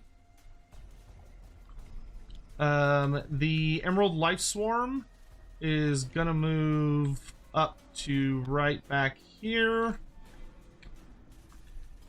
And then during the movement phase, it's going to activate its ability and choose Krokgar, so he's going to heal 3 wounds and go down to only 2 wounds missing. Yep. And then... you know what? Instead of coming in like that, let's have these guys come in more like this. Make it a little harder for them to get charged. And they're still out of 3. Yeah, though I'm really tempted to just keep charging them because they lose a lot of speed otherwise. But I don't know. Iztek is going to move up behind the. Actually, he needs to stay more than 3 away from them, doesn't he? Because they're diseased. All right, there we go. So that will take me to the shooting phase. I don't have any shooting.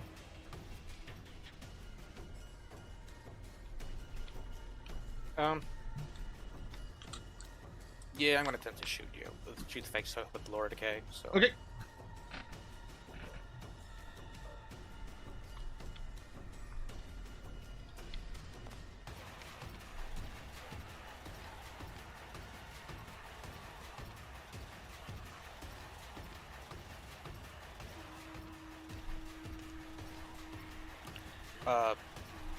2 crit mortals.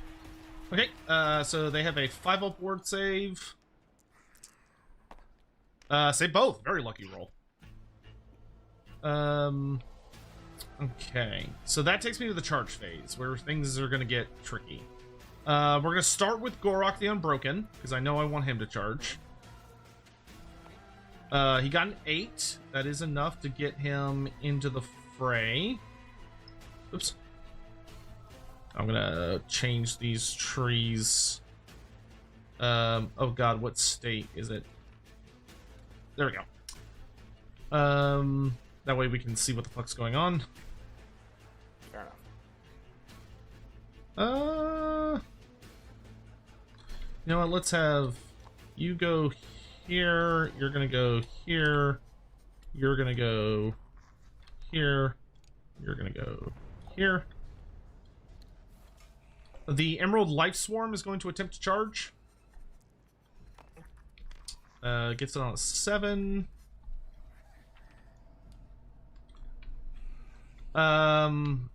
Do I charge the Things of Sotek? Because I could keep up their mark. Or do I try and grab the ingredient and then just run for the hills and try and get a victory? Yeah, I think I'm going to try and do the tactical thing. Which is kind of feels bad, man. Because I'm pretty sure I can pop the Future Blight Kings.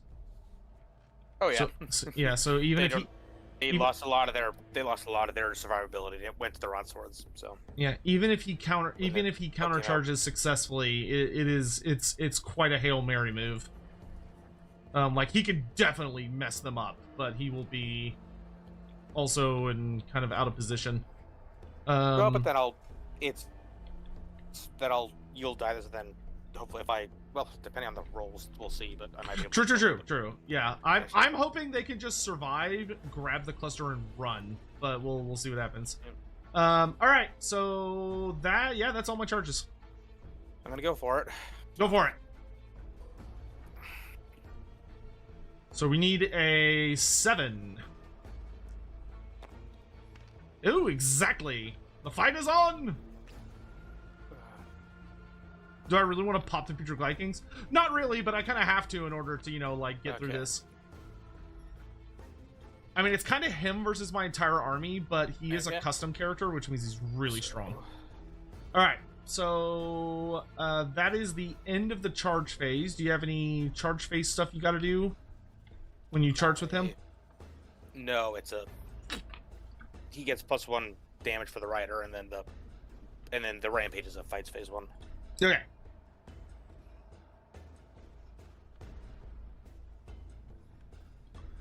Alright, so combat. For fight phase stuff, Krokar is going to try and roar at the Future Blight Kings. He got it, so they cannot receive any commands this turn. Yeah, wasn't really gonna bother.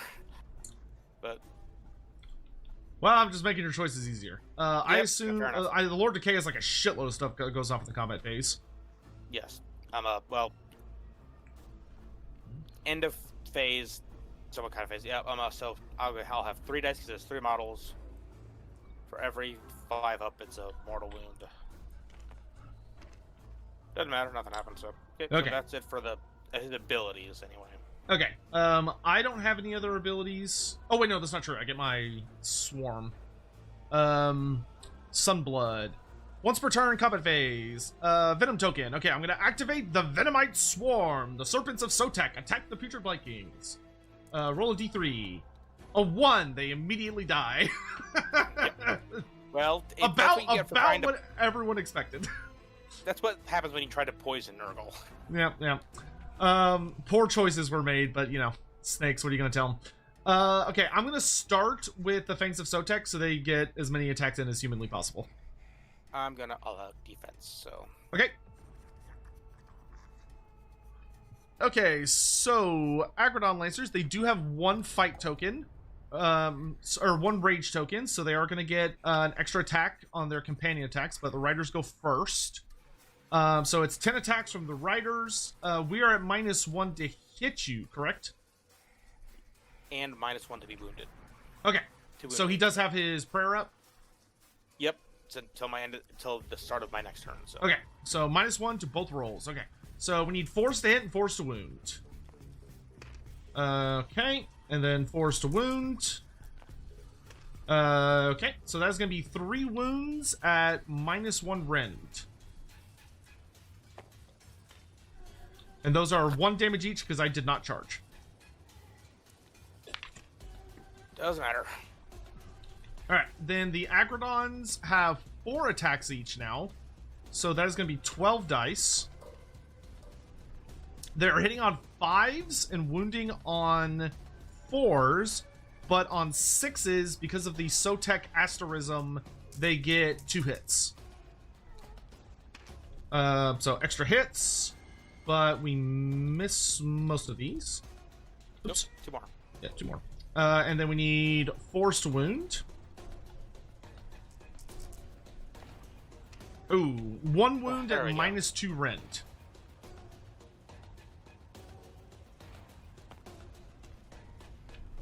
And it's 2 damage. Hey, I've made a ward roll that mattered. Maybe, kind of. Every point helps. Alright, Yep. and that is them done for this fight phase. Okay. How much health does each Jaws of Itzel? They have 5 health each, so they have 14 wounds left. Oop. Oh, that was weird. Yep. So the Blight Kings are gonna try to. They're just gonna swing it all into him because. Let her rip! Alright. Okay.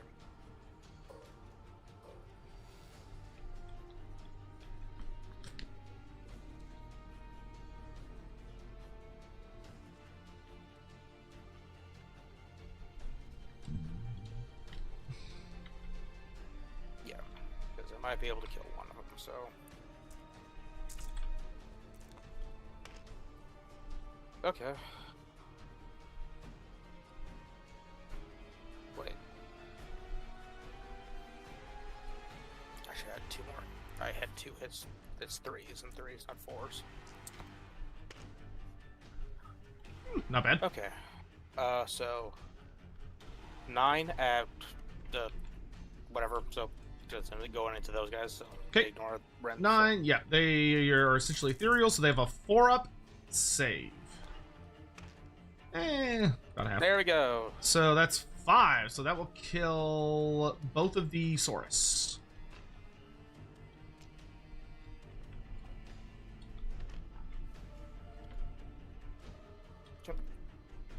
Alright. Not too bad. I will swing next with Krokar.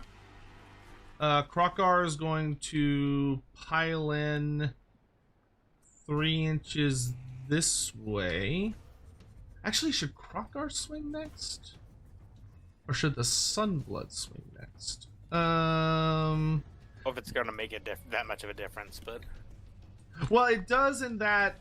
Yeah, yeah, we're going to swing Krokar next. They have a 5-up save, and no field up, and no war save. Oh, yeah, but I want to get him closer to these guys, because now they'll get to ignore a point of damage.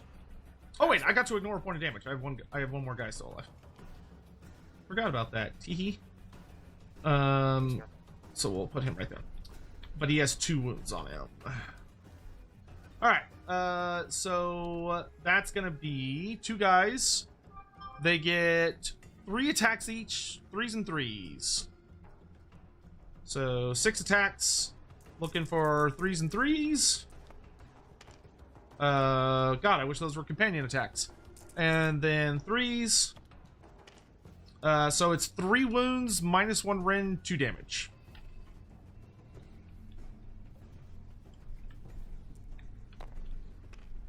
Okay.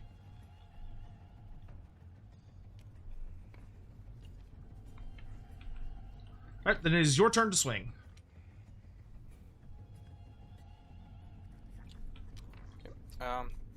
Okay, so... Okay. So... The... Rider, 5 attacks.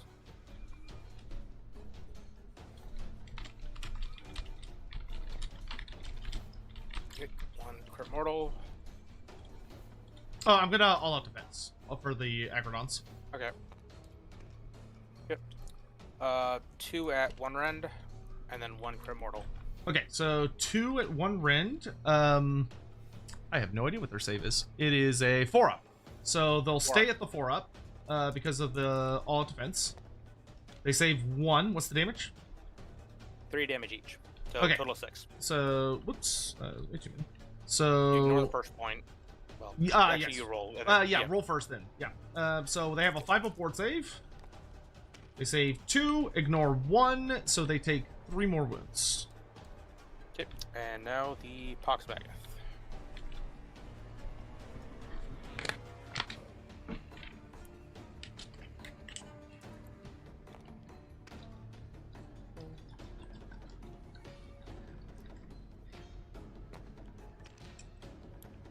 Two at 2 rend. Okay, so that'll knock them to a 5-up. They save 1. What's the damage? 3. 5-up. Save 1, so they take 2 more, so that will kill the standard bearer, and we will pass a wound to the unit champion. Well, I guess I don't have to say that nowadays. It's weird that I don't have to say that nowadays, but I guess I don't. I was hoping that did a bit more than that, but I don't know. So, yep. So. All right. Okay, Oh wait. We're gonna kill the unit champ. I forgot. I have to keep the stupid standard bearer because I need him next to the stupid thing. Wait, can they even pick it up if there is a enemy unit close to them? I don't know. I don't think so, but you can check. Let me check, because if they don't, let's see. Declare pick a friendly unit within 1 inch of an enemy. No, you can't. You can't be. I can't be close to it when you or we can't be close. The enemy can't be close to it when you try to win the game with it. Ah, okay, so I can pick it up. All right. So then, yeah, I have to pull off the unit champion then. Bummer. All right. And this goes, and that can just stay there. They get another rage token.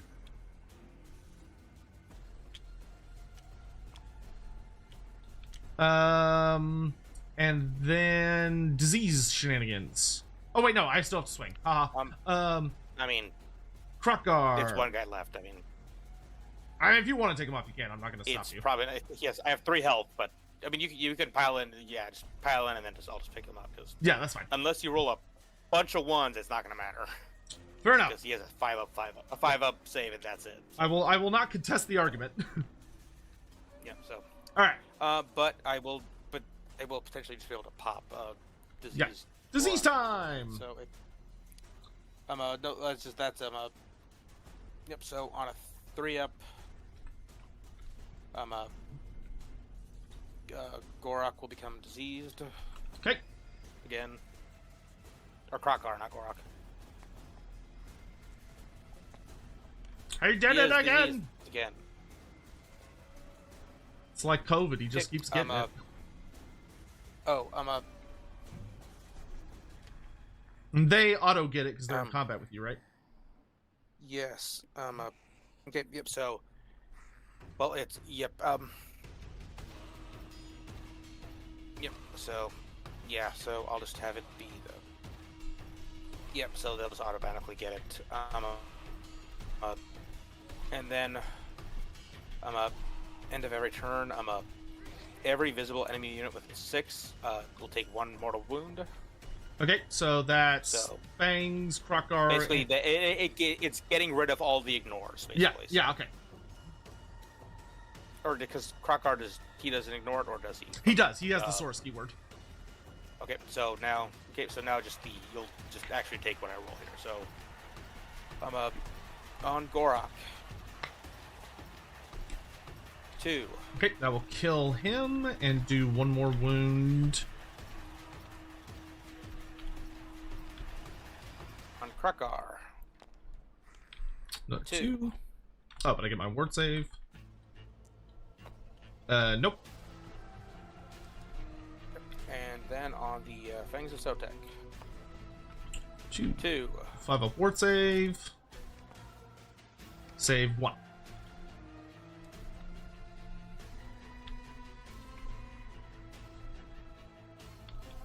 All right. In my end of turn stuff, I'm going to. I will heal 3. Yep. I'm going to. Wow, you don't even heal D3. You just heal 3. That is crazy strong. Okay. So I'm going to pick up this ingredient cluster. So it's going to turn into a wild crafting token. So I'll change the name.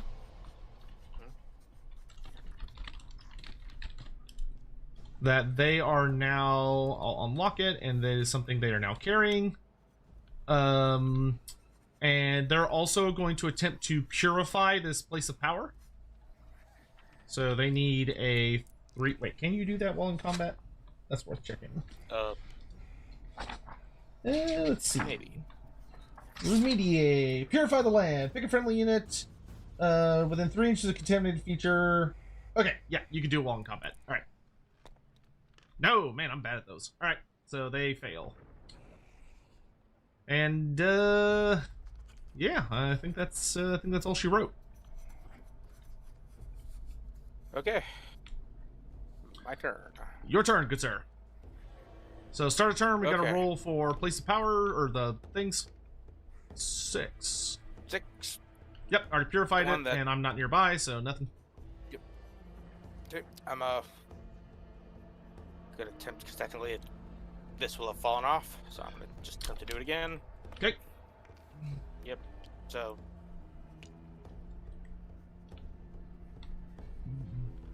Did you get the Okay, boosted I'm, version or the normal version? normal version. Boosted version only just makes basically everybody in combat with him diseased. So Oh, okay. So when okay. you already are. So yep. So okay. Now the movement phase. Before you do that, I think I'm going to. God, I would love to rally Gorok, but all it's going to do is get rid of the disease, and he's just immediately going to get it back. So I think what I'm going to do is I'm going to incandescent retrocede on. And actually, I'll want to try to banish the live storm. I realize. Oh yeah. Go ahead. It has a banishment of 7. Nope. Okay. So what I'm going to do is I'm going to try and rally Krokgar first. Do the wards stick around, or are they gone? They stick around until my next turn. Okay. So if you said that, or if it was end of turn. No, So. it's until my next turn. So if you double turn, I keep it all the way until the start of my next turn. Yep. So I'm going to try to rally Krokgar first to get rid of the disease, and then I'll pop his retrocede. So use command point. Looking for... Okay, so that'll get rid of the disease. Use his what? Rally. No, the... On Krokgar. Yeah, to get rid of the disease, yeah. And then... No, but then you uses what? And he uses his item, the incandescent retrocede, which heals D3. Oh, got it. Okay. And he heals 3. Gotcha. He is tanking as hard as a tank can tank. More than Nurgle, anyway. Has been, so... Yeah, listen, fortunately, I accidentally showed up with the tools not to keep up with the disease, but to manage it pretty well. All right. Have you seen how little it's done? Between Gorok and then, and then the Emerald Life. Well, yeah, it's just, I just happen to have, like, very good tools to deal with it. If I didn't have these, Gorok would definitely be dead by now. Yep, so... I mean, that's the way it is. So that's like it's a. On the other hand, at the very least, it's stopping you from healing as much at the very least. So. Oh yeah, yep. Because you would have been at full for most of the game otherwise, so it's not helping all that much, but a little bit. So. Okay.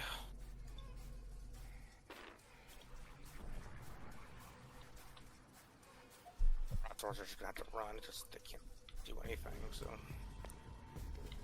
Yeah, he has unfortunately fallen into the classic Nurgle trap, which he deployed his army very, very widely. Oh, and I deployed very far away from him. Okay. Shooting phase. So he's not, like, the Rot Swords probably will never get into combat before the game's over. How much health does Gorok have? He has 2 wounds left. Okay. But my creator is going to attempt to blast him, so... Let him have it.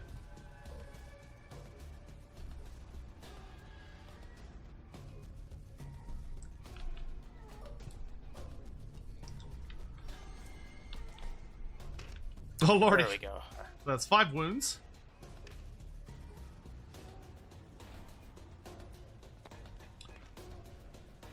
Six wounds. Alright, 6 wounds. He ignores modifiers to save, so he's just got his 4 up. Take that Norrin anyway. Oh no, There yeah, we he's go. dead. Down goes Gorok. There we go. Even with the 1 freebie wound. Yeah. Okay. Alright, so Then the I don't Jaws have, Itzel has fallen. Shoots in combat for the Lore of Decay, so...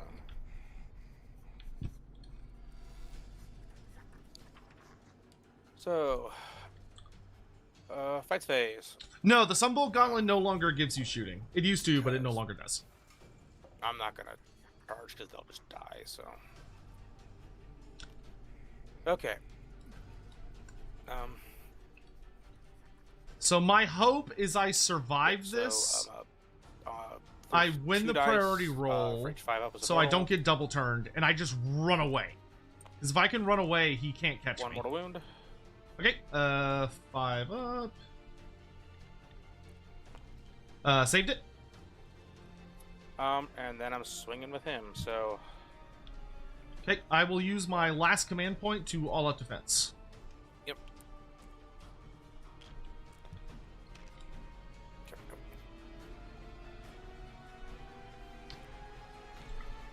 Because that character's nasty. I don't think I can kill him. So that's 2 at one rend. Okay, so 4 up. Save 1.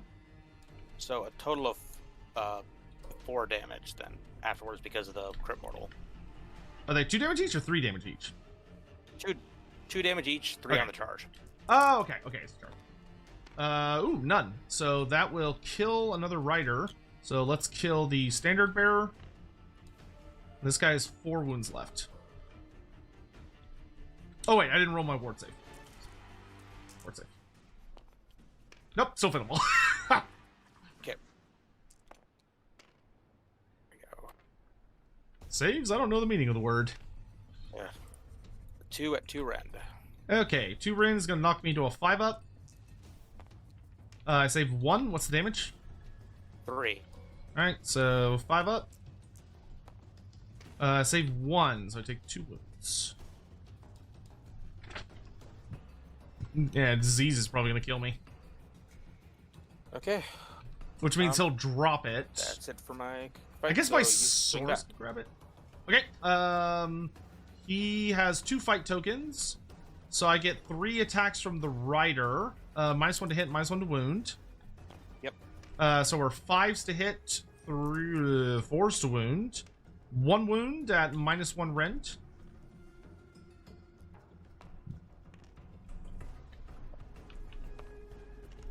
Save it. Or Okay. ward save it. And then I get 5 attacks from the Agrodon. So these will need 5s to hit. Ooh, no, nothing. Okay. And Oh, the do you fight mind phase, if I do a pylon move? I'm just gonna move Yeah, a sure. little. I'm just gonna move a little further down here, so I can try and throw this token on the ground.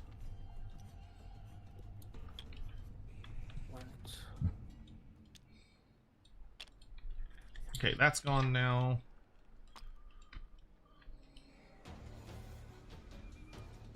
Yep, yeah, you get to put it down, so it's not great for me, but man. Yeah, that's gonna be. I think that might be the game there because I'm gonna need probably gonna need the get the double turn then, because you'll be able to put it right there, and it's actually I don't know if because was it holy?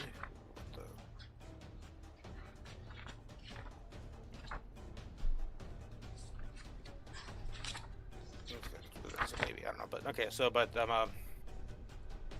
in a turn, I will attempt to have a Krakar become diseased again. So on a 4-up, he is not, but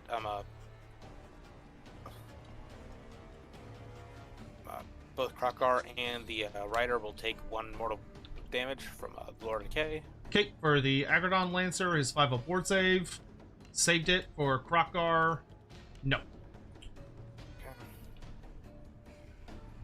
Is that how much damage he's taken, or how much health he has left?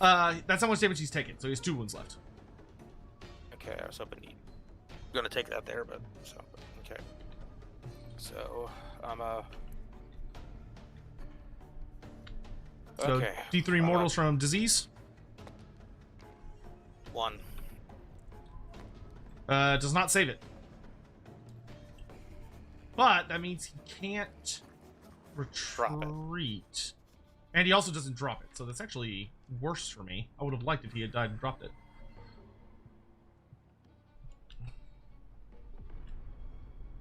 Okay. Alright, that everything? And there's no remediation rolls at this point, so because nobody's in combat with anybody else, so yeah. Oh, I'm gonna try to remediate that. Oh, okay, you are then. Okay. Get good. Yes. Wait, can I remediate during my turn or only your turn? Purify the land. turn. Any turn. Okay. Any turn. So I do successfully remediate this baby. Yeah, it's the one problem with Nurgle, especially that's where the slowness really hurts. But yeah. I'm not scot free yet. I just had to run across the. Oh yeah. This one. I basically had to drop everything and run to the left because I couldn't. Yeah, this one definitely. My broadswords did not manage to get very far in their couple of 2 runs. They got like to the halfway point of the board, and then they had to stop it. Yeah, they definitely needed command point runs. I was having to. The problem was one of them. I was having to. Yeah, the first. Oh no, I totally get it, dude. Don't worry. Yeah, it's this is a rough one for Nurgle. Like being slow, yeah. This is a very difficult battle plan.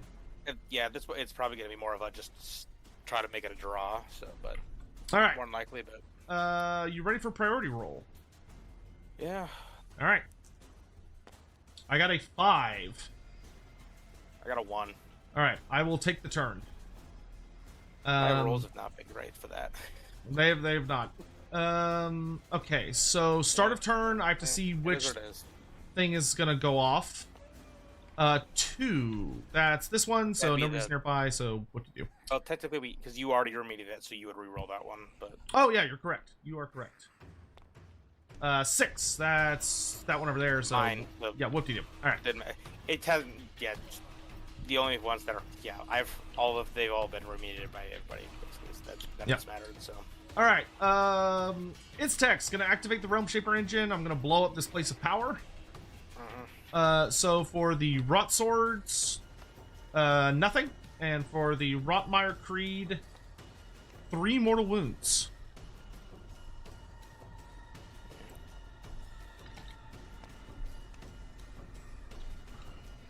Considering the fact that it took,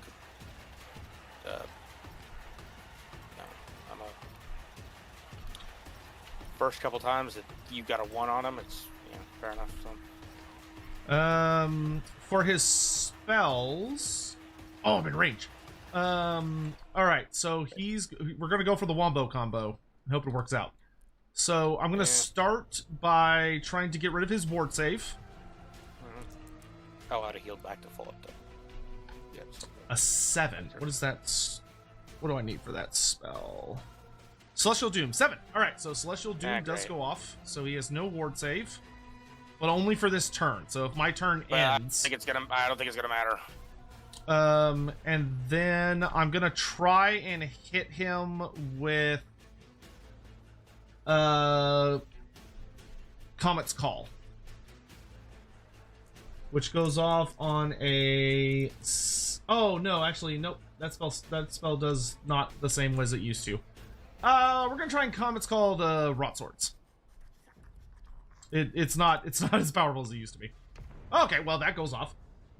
So I roll a dice for every model in the unit, and on a 5-up, they take a mortal wound.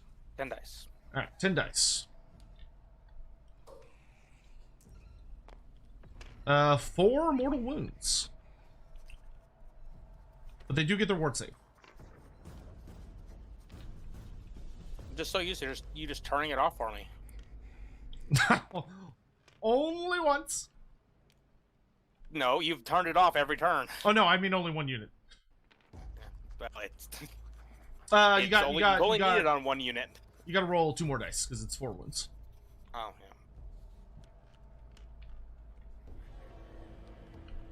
All right, that's it for Iztek. My ward save is gone.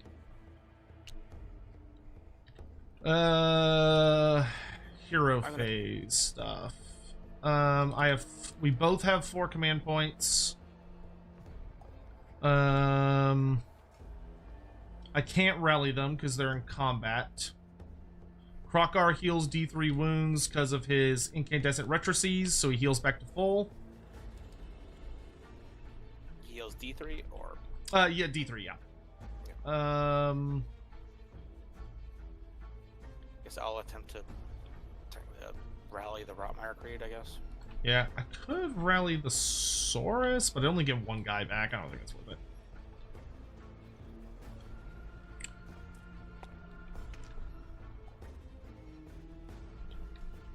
So, 2 guys Probably back? not worth. Yeah, that's. Yeah, Yeah, everybody counts at this point. I mean, I was hoping to at least half, but half the guys back. But... All right, I think that is the end of my hero phase. I think at this point I just need to.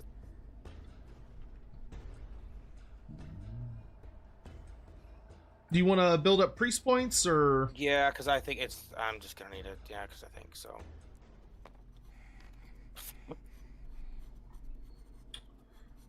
Okay, that was a whiff. That was a whiff. So. Got a 1. So that's fun. So. I think that takes us to movement. If he had literally any more wounds, I could run him away, but that won't work because he'll just die. So let's do. I think Iztek is just gonna kind of. He's gonna move. He's gonna. Yeah, we'll run him. So 5 and then plus D6. Another 2. He's gonna go over this way. This is 4, right? Yes, this is. That yeah. We actually needed to roll for the end of the game. Tharia's bounty. From the 3rd battle round onwards, at the end of the battle round, if one. Oh no, I haven't accomplished that yet, so nothing happens. You have to I think it's do it. yeah, it's not a check to see. It's yeah, just... we start checking at the end of battle round 4. We roll a d6. On a 1 or 2, the game ends. On a 3-up, we go another round. And then the next one is on a 5-up, it keeps going, and a 1 through 4 it ends, etc. Or if someone gets a wildcrafting token next to an ingredient cluster, then the game immediately ends. All right. So I'm going to so movement phase. I'm going to move Krokar so that he's just outside 3 of the Lord of Decay. I'm going to move the Emerald Life Swarm up behind this guy, and I'm going to activate its ability, so I'm going to get rid of his disease. Would have loved to heal him, but unfortunately disease has to come first.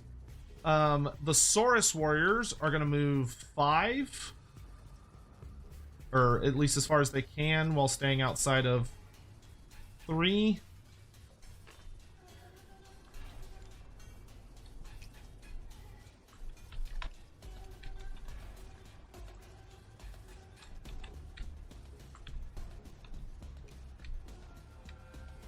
Yeah, so that's saying, like, especially because, I guess, because does the roar can that target monsters or no? That's a good question. Thunderous Roar. It is a rampage. So I have to check the rules on what a rampage even means in this edition. My rampage specifies non-monsters. So. Oh, mine does not. But that's a really strong one to be able to get on to affect monsters with. It is, but it's only on a 3-up, so there's a chance it just won't. But they bother to specify non-monster for a thing which on a 5-up would do one mortal wound to a monster. Mm-hmm. So like, that's it. Yeah, like it's at that point why bother? But yeah. Oh, and they're up to. Wait, no, they're at. Yeah, they're at 3 marks of 4 now. All right. I'm going to. That's it for movement. Shooting. I don't have any shooting.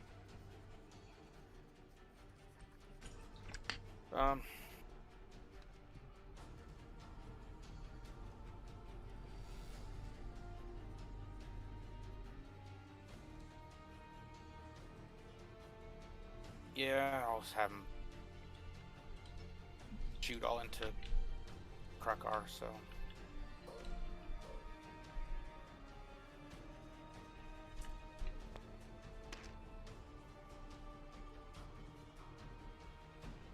Is that, do they normally 3 stay hit or 4 stay hit? No. I'll just reroll it all. Well, no, we got the. It's 4s. Deleted 3 4s, 2 5s. So they had 2 5s. Yeah. Yeah, 16 dice, no 6s. 2 at 0 rand. 2 at 0 rand. I have a 4-up save. I fail 1, so I take a wound, and I am diseased. Well, no, it's I can pick you to become diseased. You don't automatically become diseased. Oh, okay. So at the end of the turn, they'd be a lot better. They're still good, but like they'd be a lot better if they'd be auto take if they did that. It just means I don't have to be up close to you to guarantee a disease. That's all it does. Yeah. All right. It's okay. It's an okay rule, but you take it because it's one of the few shooting options you have. Yeah, I get that. That's why like the great unclean ones are so good because they have a spell that just 7 on a 7 you're diseased. Oh yeah.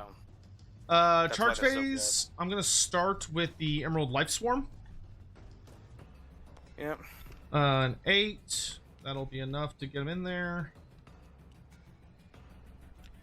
This one I just have to hope you don't get the 3 up because I'm gonna need the Source Warriors expense to have a chance of surviving this. So they're in with a 9.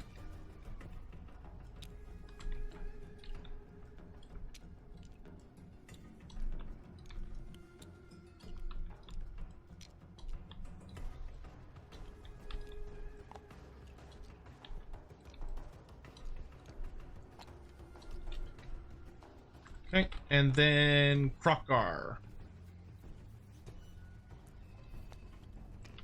7, that'll get him in.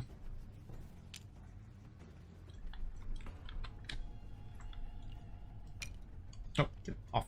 Get off me. Stupid Life Swarm. Alright.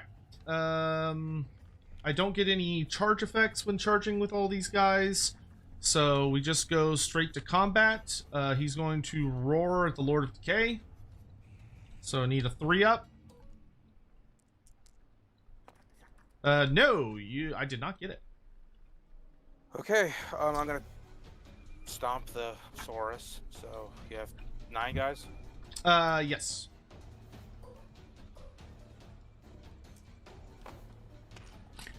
Uh, 3 mortal wounds. Okay, so that will kill the Standard Bearer, and then we'll do another wound. Alright, I'm going to attack first with Krokgar. Defense. And actually, let me check his War Scroll of Fist.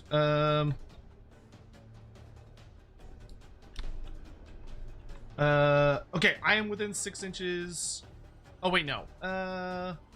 No, I don't want him to go first because you don't have any damage on you. So yeah, I need him to wait. Because otherwise I won't get my. All right, yeah, that's fine. All defense is just for that act. That. Yeah. Fuck it. We'll swing the Fangs of Sotek first. Make sure he gets his attacks in. So he gets 3 attacks from the rider. -1 to hit. Yep.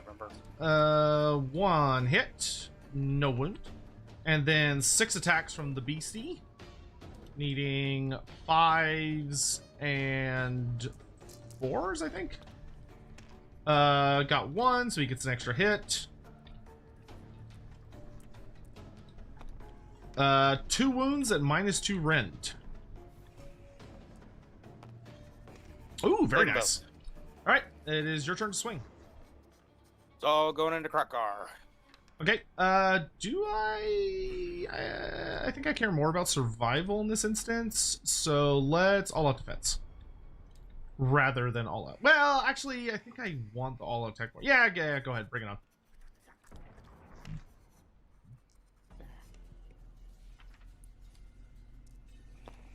Hey, Hugh, good to see you, dude. 2 at 1 rend. Okay, 2 at 1 rend, that knocks me to a 5 up. Nope.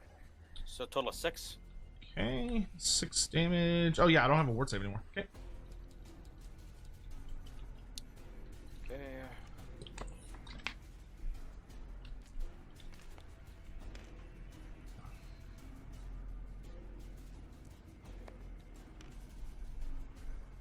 Rolled a 1 every single time. When I've only been able to get like 1 wound through every single time on the mount, which is, I mean, it's on 4s and then 2s, but I've got 2 hits and then I've rolled a 1 for every single wound. It's 3 damage, right? Yeah. All right, so that does take me to 10, so I do get my damage mitigated. That's what I was hoping for there. So, but all right, we'll do the Emerald Life Swarm next. Let's see. So it has 2d6 attacks.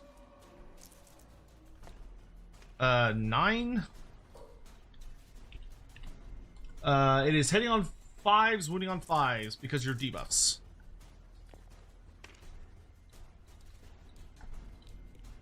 Nothing. All right. Yeah, I don't know if I can kill that guy. He's very, very tanky. Then we've got 1, 2, 3, 4, 5, 6, 7, 8 Saurus. So I gotta pull up their thing. They haven't. This is the first time they fought all game. 2 attacks each. 2 attacks each. Yeah, I think so. 17 attacks then, if you have the champion still. Yes. Also, I need to double check my. Where is it?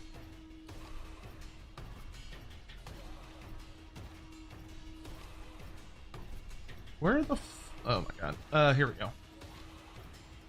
Oh god damn it, I haven't been using my Sunclaw Starhost effect this entire game. Oh, that's so much free damage I gave away. Fuck. Alright. Well, What's that? At the end of every turn, I pick every Saurus unit in combat, which is literally everybody in my army, and on a 2-up they deal mortal wounds. Oh. So I gave away a fuck ton of free damage. But I will not make that mistake again. God, that fucking... I knew I was forgetting something. Whatever. Alright. Saurus. So yes, I have 17 attacks, and we are doing... Where the fuck is their profile? There they is. We are 4s and 4s. 17 attacks. That's after the minus? Yes, that's after the minus. Okay. So 4s and 4s.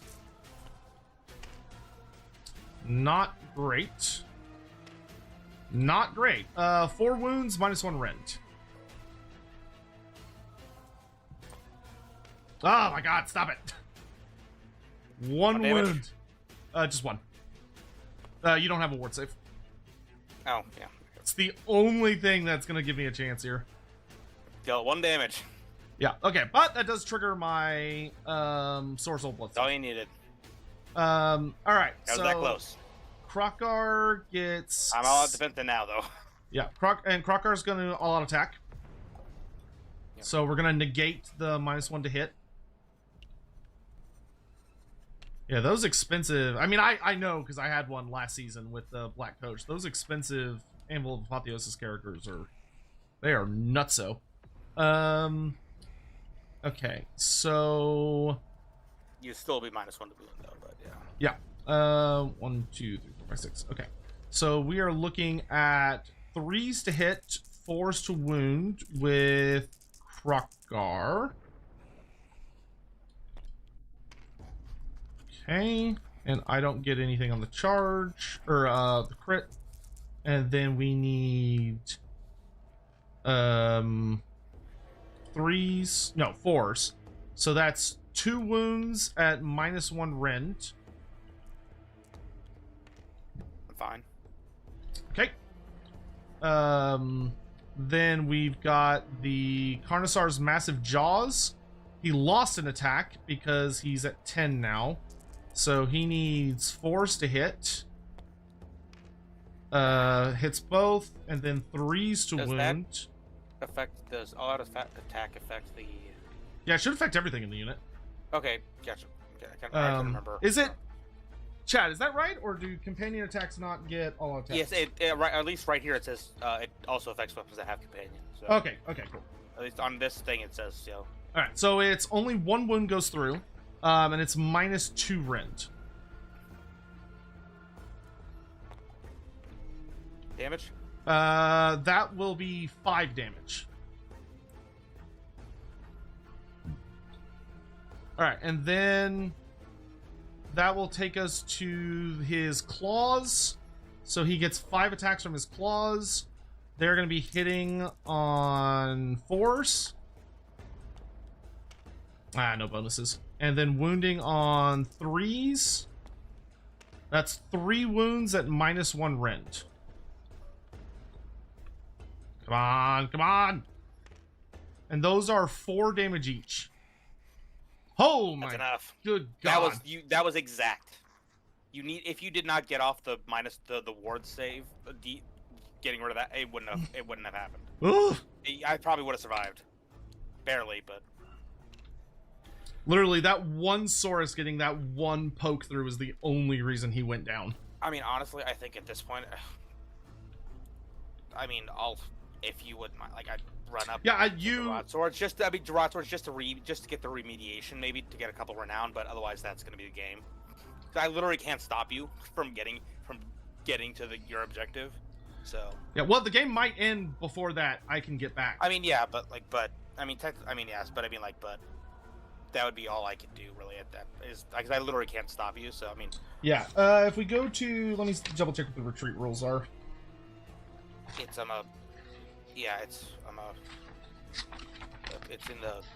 I can find it because I believe they changed it from withdrawing from battle. During the battle, you have the option to withdraw at the start of your turn, which is coming up. You may withdraw if at least half the units from your army have been destroyed. If you do, all the units in your army are immediately removed from play, but they do not count as having been destroyed. If you withdraw, your opponent wins a major victory regardless of the victory conditions of the battle plan. It is now the start of your turn, quite literally. Oh, well, we have to do in-phase stuff. Yeah. Because you could still pop some stuff. Technically, I could try to... So you... Yeah, because if you disease the Fang, he just dies. That's fair, yeah. So it'd be on a 3-up, so because he killed a unit in there, so A is seized, so so he will just then die. So, but Jaunty Scarecrow, is that a rule change for our league? Well, actually, that's just technically from having killed a Rotbringer unit. So okay, so I would do the So this is based. So he pops, he'll die, and then he would spread it to these guys. Yeah, so. and he'll drop it, and I would give it to Krokgar. Yeah, so technically these guys get it, but it's not going to make a difference for this. But actually, nah, I'd give it to the Saurus because Krokgar is very likely to die. Yeah. Because with you going next, he's gonna be diseased, which means he's gonna take D3 wounds. I mean, I'll roll for the disease for both of them. So yeah, Krokgar takes 1. Okay. Saurus. Oh, I guess this would happen before I decide who to give Take this one. to, because that's at the end of the phase. Okay, so I could... He will incandescent himself, and then I could rally. So he could heal a good bit. So yeah, we'll give it to Gorgar. There's a good chance he survives. Okay.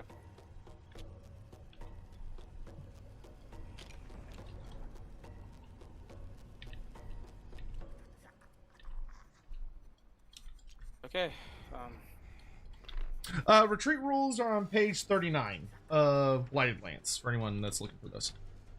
Alright, so it's now the start of your turn. Do you want to retreat immediately, or do you want to try and go grab or purify some more of the terrain? Because I'm just going to run back to the objective. I'm not going to chase her ass down. I'll probably...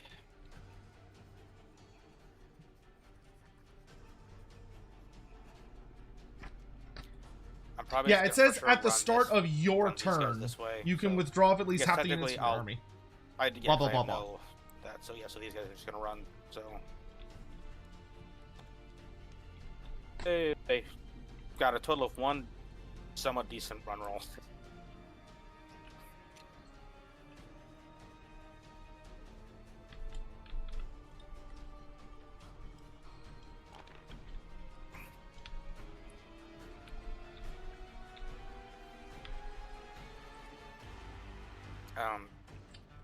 Because I think you would. Oh yeah, he would just I would use. He's no longer diseased. Yeah, I would incandescent to get rid of the disease, and then I would rally to try and give him enough wounds not to get shot and just die. He gets 4 wounds back.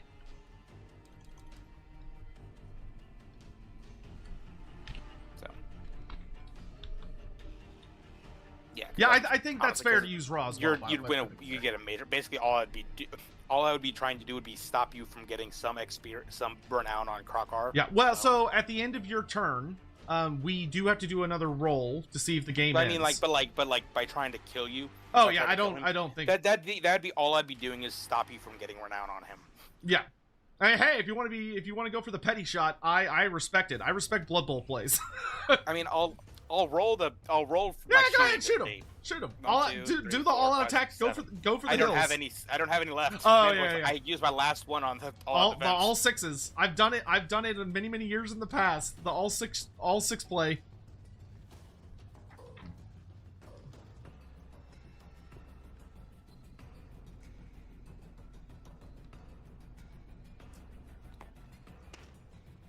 Hey, no, won a single auto. Oh win. my good grief. That's my dice tonight. Whoops. Gentlemen, that was not the play. I got three wounds in. Yeah. 3, Oh, so. you could actually get a pretty nice buff on them because of Boon of Vitality, since they stayed next to that place of power. They could have a 5-up ward save or immediately rally as if they had spent a command point. Actually, that would be the one to do that. Actually, yeah. So yeah, sure. You might get some more dice. Go for it.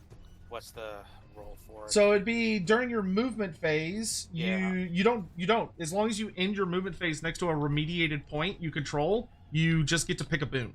Oh no, sorry. You roll a d6 to see what boon you get. Yep. Yeah. You don't get to pick. Yeah, I was like, oh my god. Yeah. So I gotta hope for a 6. might as well. Oh, roll for your Blight Kings as well, because if they get a 3, they could have run an extra inch. I mean, I'm already there, so it's. Oh, okay, never mind. Unless I get a. Yeah, like unless you get an extra remediation thing, but it doesn't matter. So that doesn't matter. So. Okay. So basically, do I get a? Yeah. So roll a d6. 4 is subtract 1 from rune rolls. Okay, so now they're just didn't matter. So they're just tankier. 3. Yeah. Okay. Which they have a 6-up save, 6-up ward. That's not what they're for. Yep. With 1 health each. All right. Your remediation roll for the rot swords. Got it. I get it. So rot swords get 2. You got way more of those than I did. I don't know. You got like 3. Yeah, I got 3. You got... Didn't you get like 4? 3. 1, 2... I got 3. Oh, you didn't get this back one. That's what it was. Okay. I thought you had 4. Guess not. Morning. No, because I didn't stay. I should have probably would have thought about it, but I didn't think. Oh, Actually, if you want to change it, if you want to change to run the back there, I'm totally fine with that. Yeah, sure. No, it's once per turn army, so it doesn't matter. So. Oh yeah, you're right. I mean, I guess technically you would have a turn, so then. Well, maybe we'll see. So I mean, but like, I guess yeah, technically I could. Yeah, so sure, I'll put him there, but then. Yeah, good idea. Good idea. All right, so that way if I don't, I'll let you roll it because I think I rolled it last time. So you will roll a d6 on a because we're on the battle round 4. So I think it's a 5 up. The game keeps going, but on a 1 through 4, it immediately ends. At the end of 4?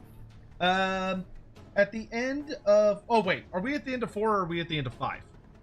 This is the end of 4. You sure? 1, we were KG. 2, I put the Slovenites up, and then they... You're right. This is the end of 4. You're right. So...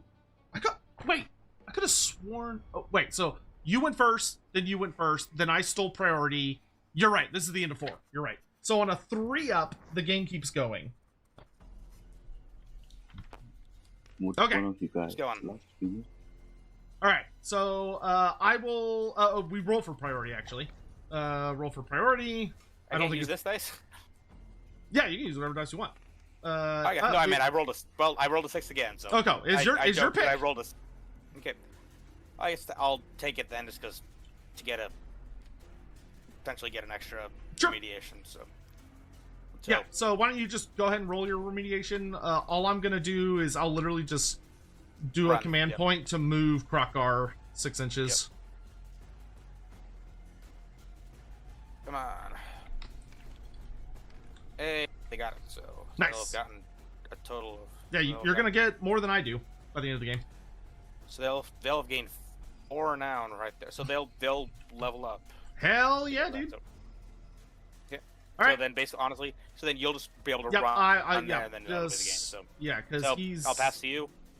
Yeah, he'll he's move fast enough. So over to here. The only other thing I would try to do is like max run the Saurus. I don't know if it's close enough to get them to that within 3 inches. I don't think so. Maybe it would just be this guy. Well, because it's within 3 inches of this thing. So yeah, no, he can't make it. It's too far. Well, if you go, he couldn't do that 5. though because I'd have to get within.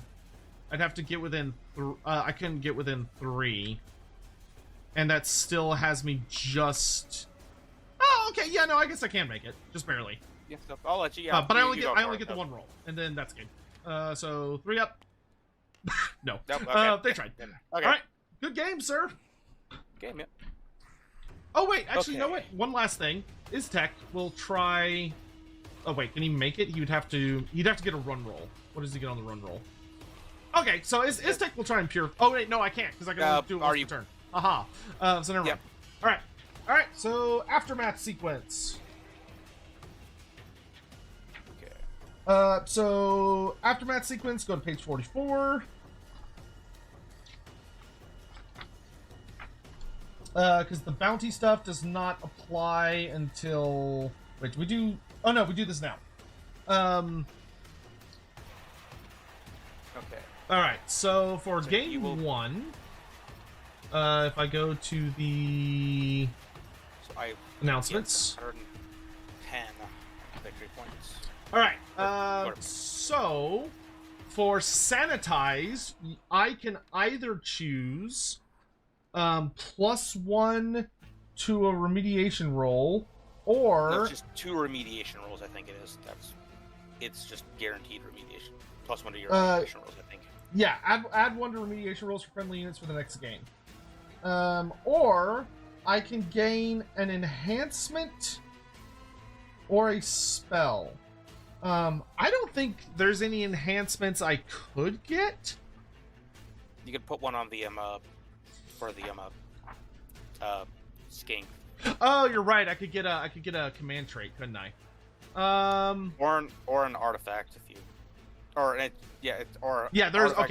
There's stuff I could get. Or you could swap out 1 of your spells, but yeah. I will. For sanitize, does it say for only the next turn? Yeah. So it's the following ability in your next battle. So it's for the whole game, but it's for my next game.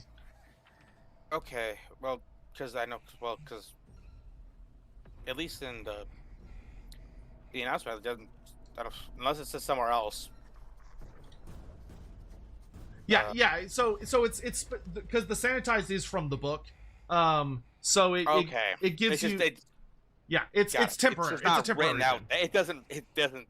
It doesn't look like it is if you don't have the book, because on the announcement it just says +1 to all remediation. Which yeah, it's only for the next. Really strong.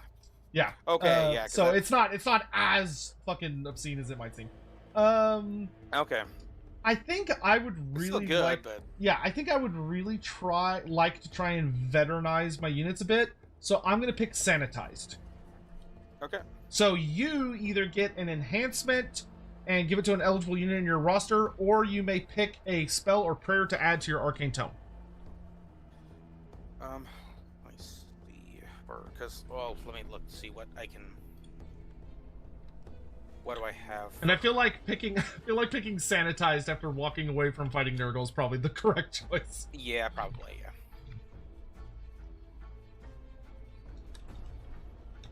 Okay, I gain 110 glory points, and that's it. Because I didn't win, and then my general was slain. So I want to check for adding. Okay, this was a 1,000 point gain, so I will get. You'll get 110.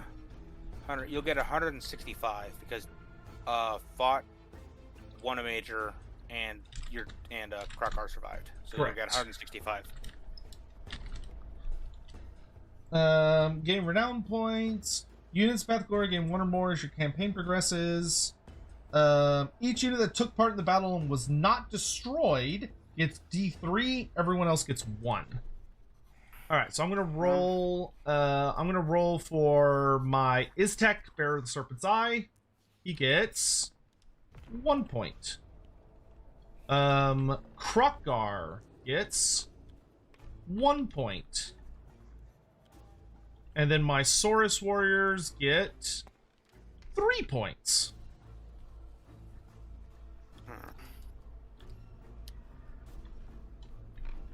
Do you want to roll for your Rot Swords and Rotmire Creed?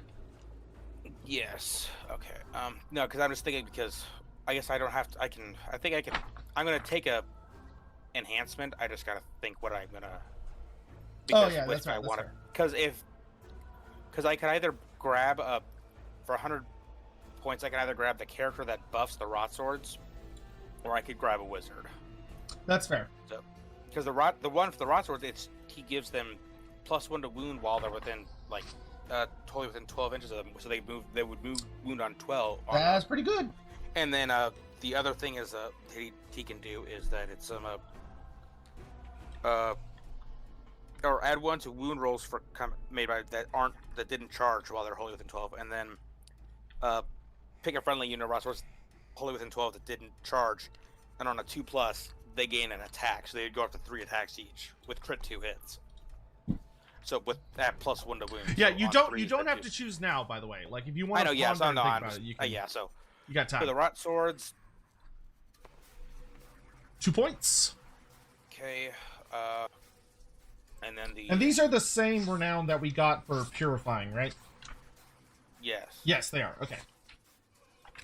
So my Agrodons are actually at 3, Creed. and my Saurus are at 7.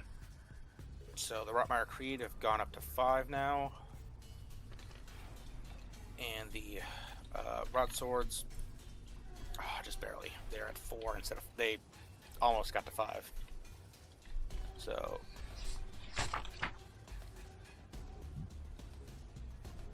Okay, next is... And everybody else gains 1, so... Let's see. Bonus, or favored warriors. 1 unit that took part in the battle can be your favored warriors. That unit gains D6 renown. You may not, however, pick your general. I think for me, I've got to give it to Iztek. I feel like him canceling the ward saves was like MVP. So I'm going to give him D6 points. 6? Oh my gosh, alright. I'm going to give it to the Rot Swords, because they're guaranteed to level up then. Oh yeah, smart. Smart. Because they're at 4. They're at 4 now after getting 2 there. So, and I think eventually they can get a thing where it's just like they can just ignore, basically non-companion weapon abilities. So, which is really good, just base, but.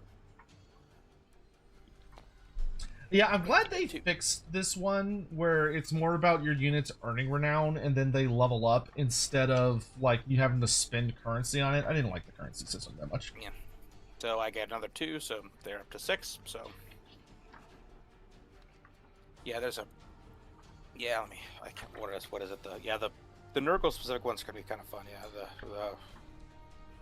All right, I think in the interest of time, we can go ahead and skip to the 10 battle wounds and stuff, because the rest of this stuff you can do on your own.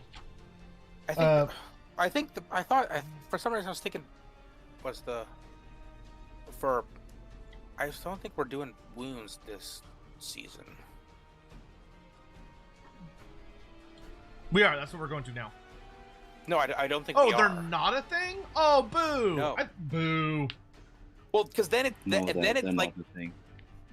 like units like Rotmire Creed that are screens or whatever actually can be useful, because otherwise they just die they just die and then they just get wound after wound. And they just don't. They're not really worth taking much. So what I liked about the battle scars for this season is all of them give you a negative and a positive.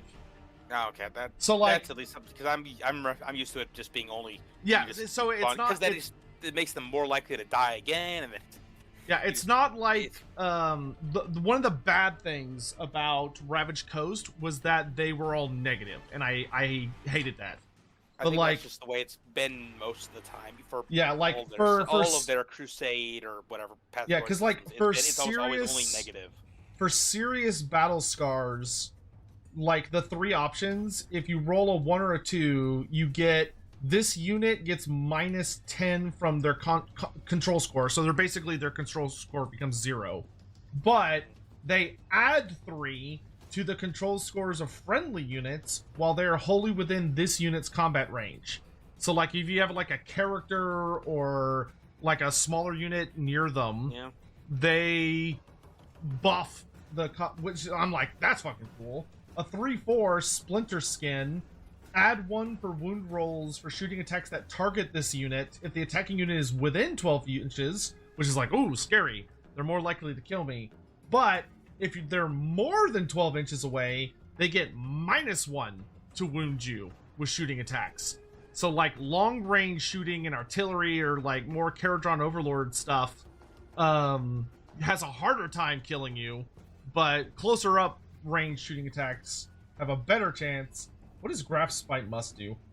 Passive, roll a d3 instead of a d6 when you're running.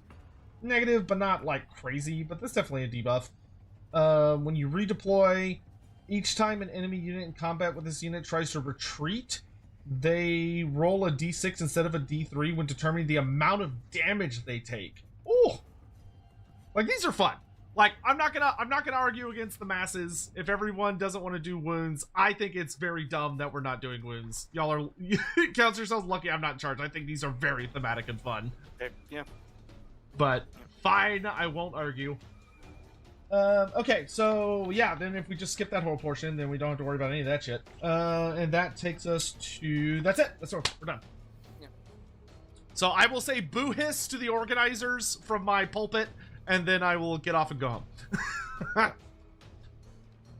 that's what I was saying. Yeah, like the only thing that was really like the only reason for me to attempt to kill Krokar would be to just stop you from getting extra renown because you couldn't gain a wound or whatever. But yeah. Yep. Okay, so I'm gonna update all my stuff. Yeah. If I can get these rod swords ever up to legendary ever, I could theoretically get them up to 4 attacks each. Spooky indeed. All right, but for everyone that need a character as well. Watching on stream and all that jazz, that brings us to the end of today's stream. So thank you all so much for watching, Mr. Pig. Thank you for the game, good sir. It was it was a nail biting game, at least on my end. I think that double turn was one of the big things there. Yeah, which yeah, that's part of the absolutely. game. So. Yep. All right, so I will see you all next time for my next match, which will not be against Mr. Pig. It'll be against some other individual. Are you cool with me closing out the? Whoops! I hope you were, because I accidentally clicked on it. But anywho, thank you all so much for watching. Mr. Pig, thank you again, good sir. I'm gonna hop out of the call now. Nope. Go ahead. But yeah, thank you. That was a good time. I really thought that was gonna go to a draw.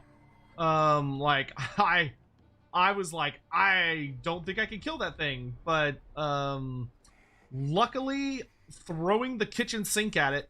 The crazy thing, man, that character is spooky. I mean, you think about all I did, I threw my Endless Spell, an Agrodon Lancer, and an almost full health unit of Saurus, and they got one wound. They got one wound on him. And it was after I'd already gotten rid of his ward saves. And that one wound gave the Carnosaur enough bonus damage that I did the exact amount of damage to kill him. I probably still would have killed him, because then I would have gotten to pick 3 units that would have done D3 mortals each. So I would have done 3 D3 mortals to him. So he was probably dead, now that I think about it. But it was still like that hero is, oh my god. The Anvil of Apotheosis characters for all the new books, they're very fun. They're a little spicy. A part of me almost wonders, I think it's fine for this season. I think we should probably take notes on how people feel about playing against them. It might be worth, a part of me almost wonders if for season 3, it might be that it's fine and nobody cares and what I'm about to say is redundant and pointless, but it might be worth keeping in mind that for season 3, we may need to limit people to like the minimum tier Anvil Apotheosis hero, or maybe like I forget how many tiers there are. I think there's 3 tiers. And we might need to limit people to like the first tier or maybe the second tier, but we should, for season 3, we're not going to do it now because it's too late. But for season 3, we should probably ban the 350 point characters. Those probably shouldn't be allowed. Not because of that Nurgle character, but like when I think about my Black Coach character, like he was borderline unstoppable. Like it didn't feel good to play him because he was just so nasty. And that Nurgle character was debatably worse. He was less killy than my Black Coach was, but he was a lot more tanky. Like a -1 to hit, -1 to wound, that's practically guaranteed every other turn.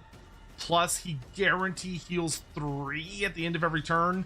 That's a lot, especially for new players.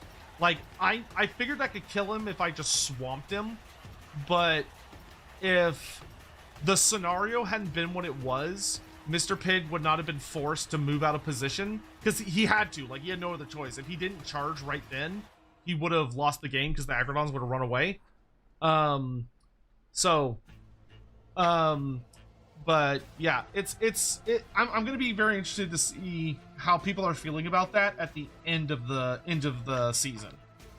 So I definitely think that's something we should have on the table, is that we should probably do a survey to allow people to anonymously say how they're feeling towards Anvils of Apotheosis characters. Because like I think the smaller ones are probably just fine. You know, the ones that are like 150 or 250 points, like those ones are probably more reasonable. The 350 characters though, they can be borderline invincible. But I don't know, we'll see. I figured there was a big discussion about that. Yours from last season was only 250. Yeah, a part of me really thinks we should probably restrict it to the 150. Because it's not like Age of Sigmar has a lack of good characters to pick from. Like, but I also want to allow enough points that people can take like the custom monsters. Like if someone wants to take like like, oh, I want to run a Saurus on a Troglodyte. Like, that's cool. That should be doable. But we just got to figure out how many points do you need to make those unique combos or unique characters without making them, like, you know, with guaranteed ward saves and healing and all sorts of other crazy nonsense. Because, like, I loved making a Black Coach character, though I wish I had not gone as heavy on it. Like, I wish I had taken the medium character, not the top character. Because the top felt kind of stupid. Like, the dude had like 1 million attacks, and they were all fucking like crit mortals, and it was awful. It was awful. So we could probably knock it down to 250. We could probably say 250 is the max. And if that continues to be a problem, we could incentivize people, or we could reward people who resist the urge to take them. Like, if you take the 150 instead of the 250, and we could always increase the points too. Like, if someone takes a 250 character, maybe it has to go through approval, and if it's like a little too spicy, we could say, all right, you can take the character, but you have to pay 300 for them. Like, we could increase how many points it's worth. That way, because every player gets one hero from the anvil, so it might be worth that you just have to get it approved. So, like, it has to be submitted. And if it passes approval, then you're good to go. And if you fail approval, then you have to either remake him or debuff him, or you have to increase the points. But anyway, I'm going to go ahead and... Fuck me, I left the game like a dingus and don't remember how much renown everything had. Wait, no, I vaguely remember. Krokar had 1 renown. Gorok, oh god, I'm so dumb. I'm so dumb. Why did I? Oh, I have the VOD. That's true. I'm pretty sure Iztek was. I remember Iztek was 7 renown points. The Fangs of Sotek, I believe, were 3 because they had 1 from dying, and then 2 from the thing. So they had 3 renown points. The cohort of the Jade Serpent had 5 renown points because they had 4. No, they had 7. That's right. They had 7 renown points. Jesus Christ. And then Gorok the Unbroken had 1 renown point. There we go. I put it all back together. And Krokar only had 1 because I rolled badly. Because I rolled 1 on Krokar, 1 on the priest, and then I rolled a 3 on the Saurus, and then I rolled a 6 on the I rolled a 6 on the priest. That's what it was. And I also have, which I'll put at the top of my army, I have 165 glory points. Alright, I have updated my list on the Discord. I will take some time, probably tomorrow, to update it. Because I think my Saurus get to take a path now, and Iztek get to take a path now. So both of them will get to be on a path, which is awesome. Blighted Lands is handling the paths so much better. I really disliked how they dealt with paths. I really disliked how they handled the paths in Ravaged Coast, where you had to buy it, which was so dumb. Like, it's like, no, you should be earning this, not buying it. I will say, good luck to anybody else that has to fight that list. I'm actually really glad I got to fight Mr. Pig early, because I think later in the season he is going to be an absolute terror. The only reason I beat him is because I accidentally brought a hardcore counter build between the Sunblood pack, mitigating 1 wound per phase, which was hard countering all of his diseases. Because it was like, he's like, oh, I do a damage at the end of every turn. I'm like, nope, nope.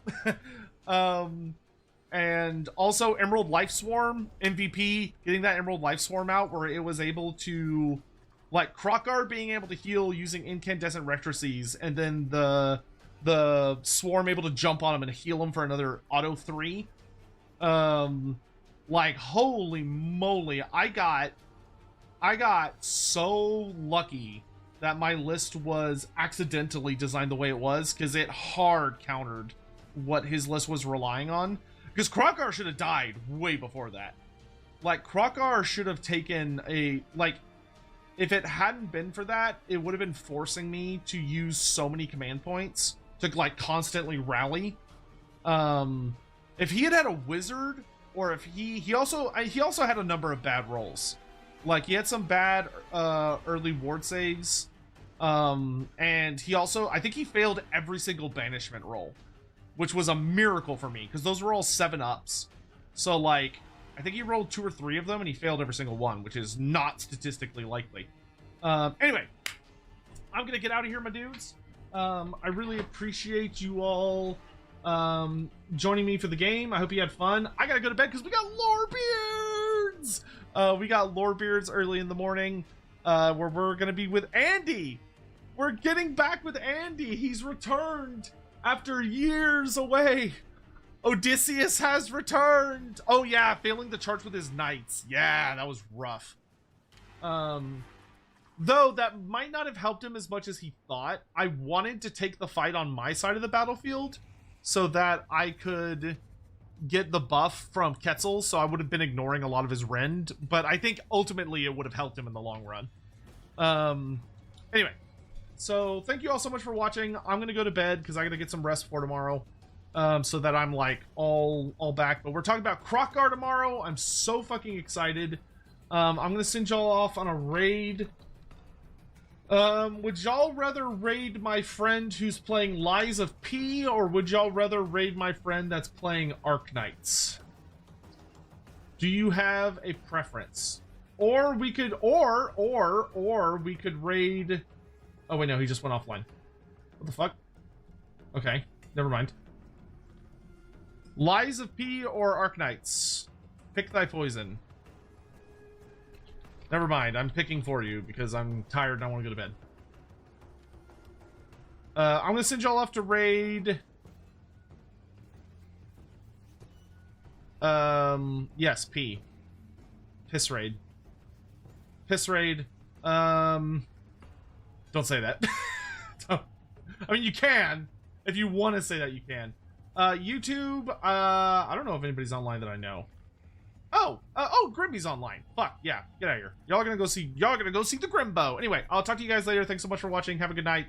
Love your faces. Thank you again for joining me for the evening. Hope you had fun. Talk to you next time. Bye-bye.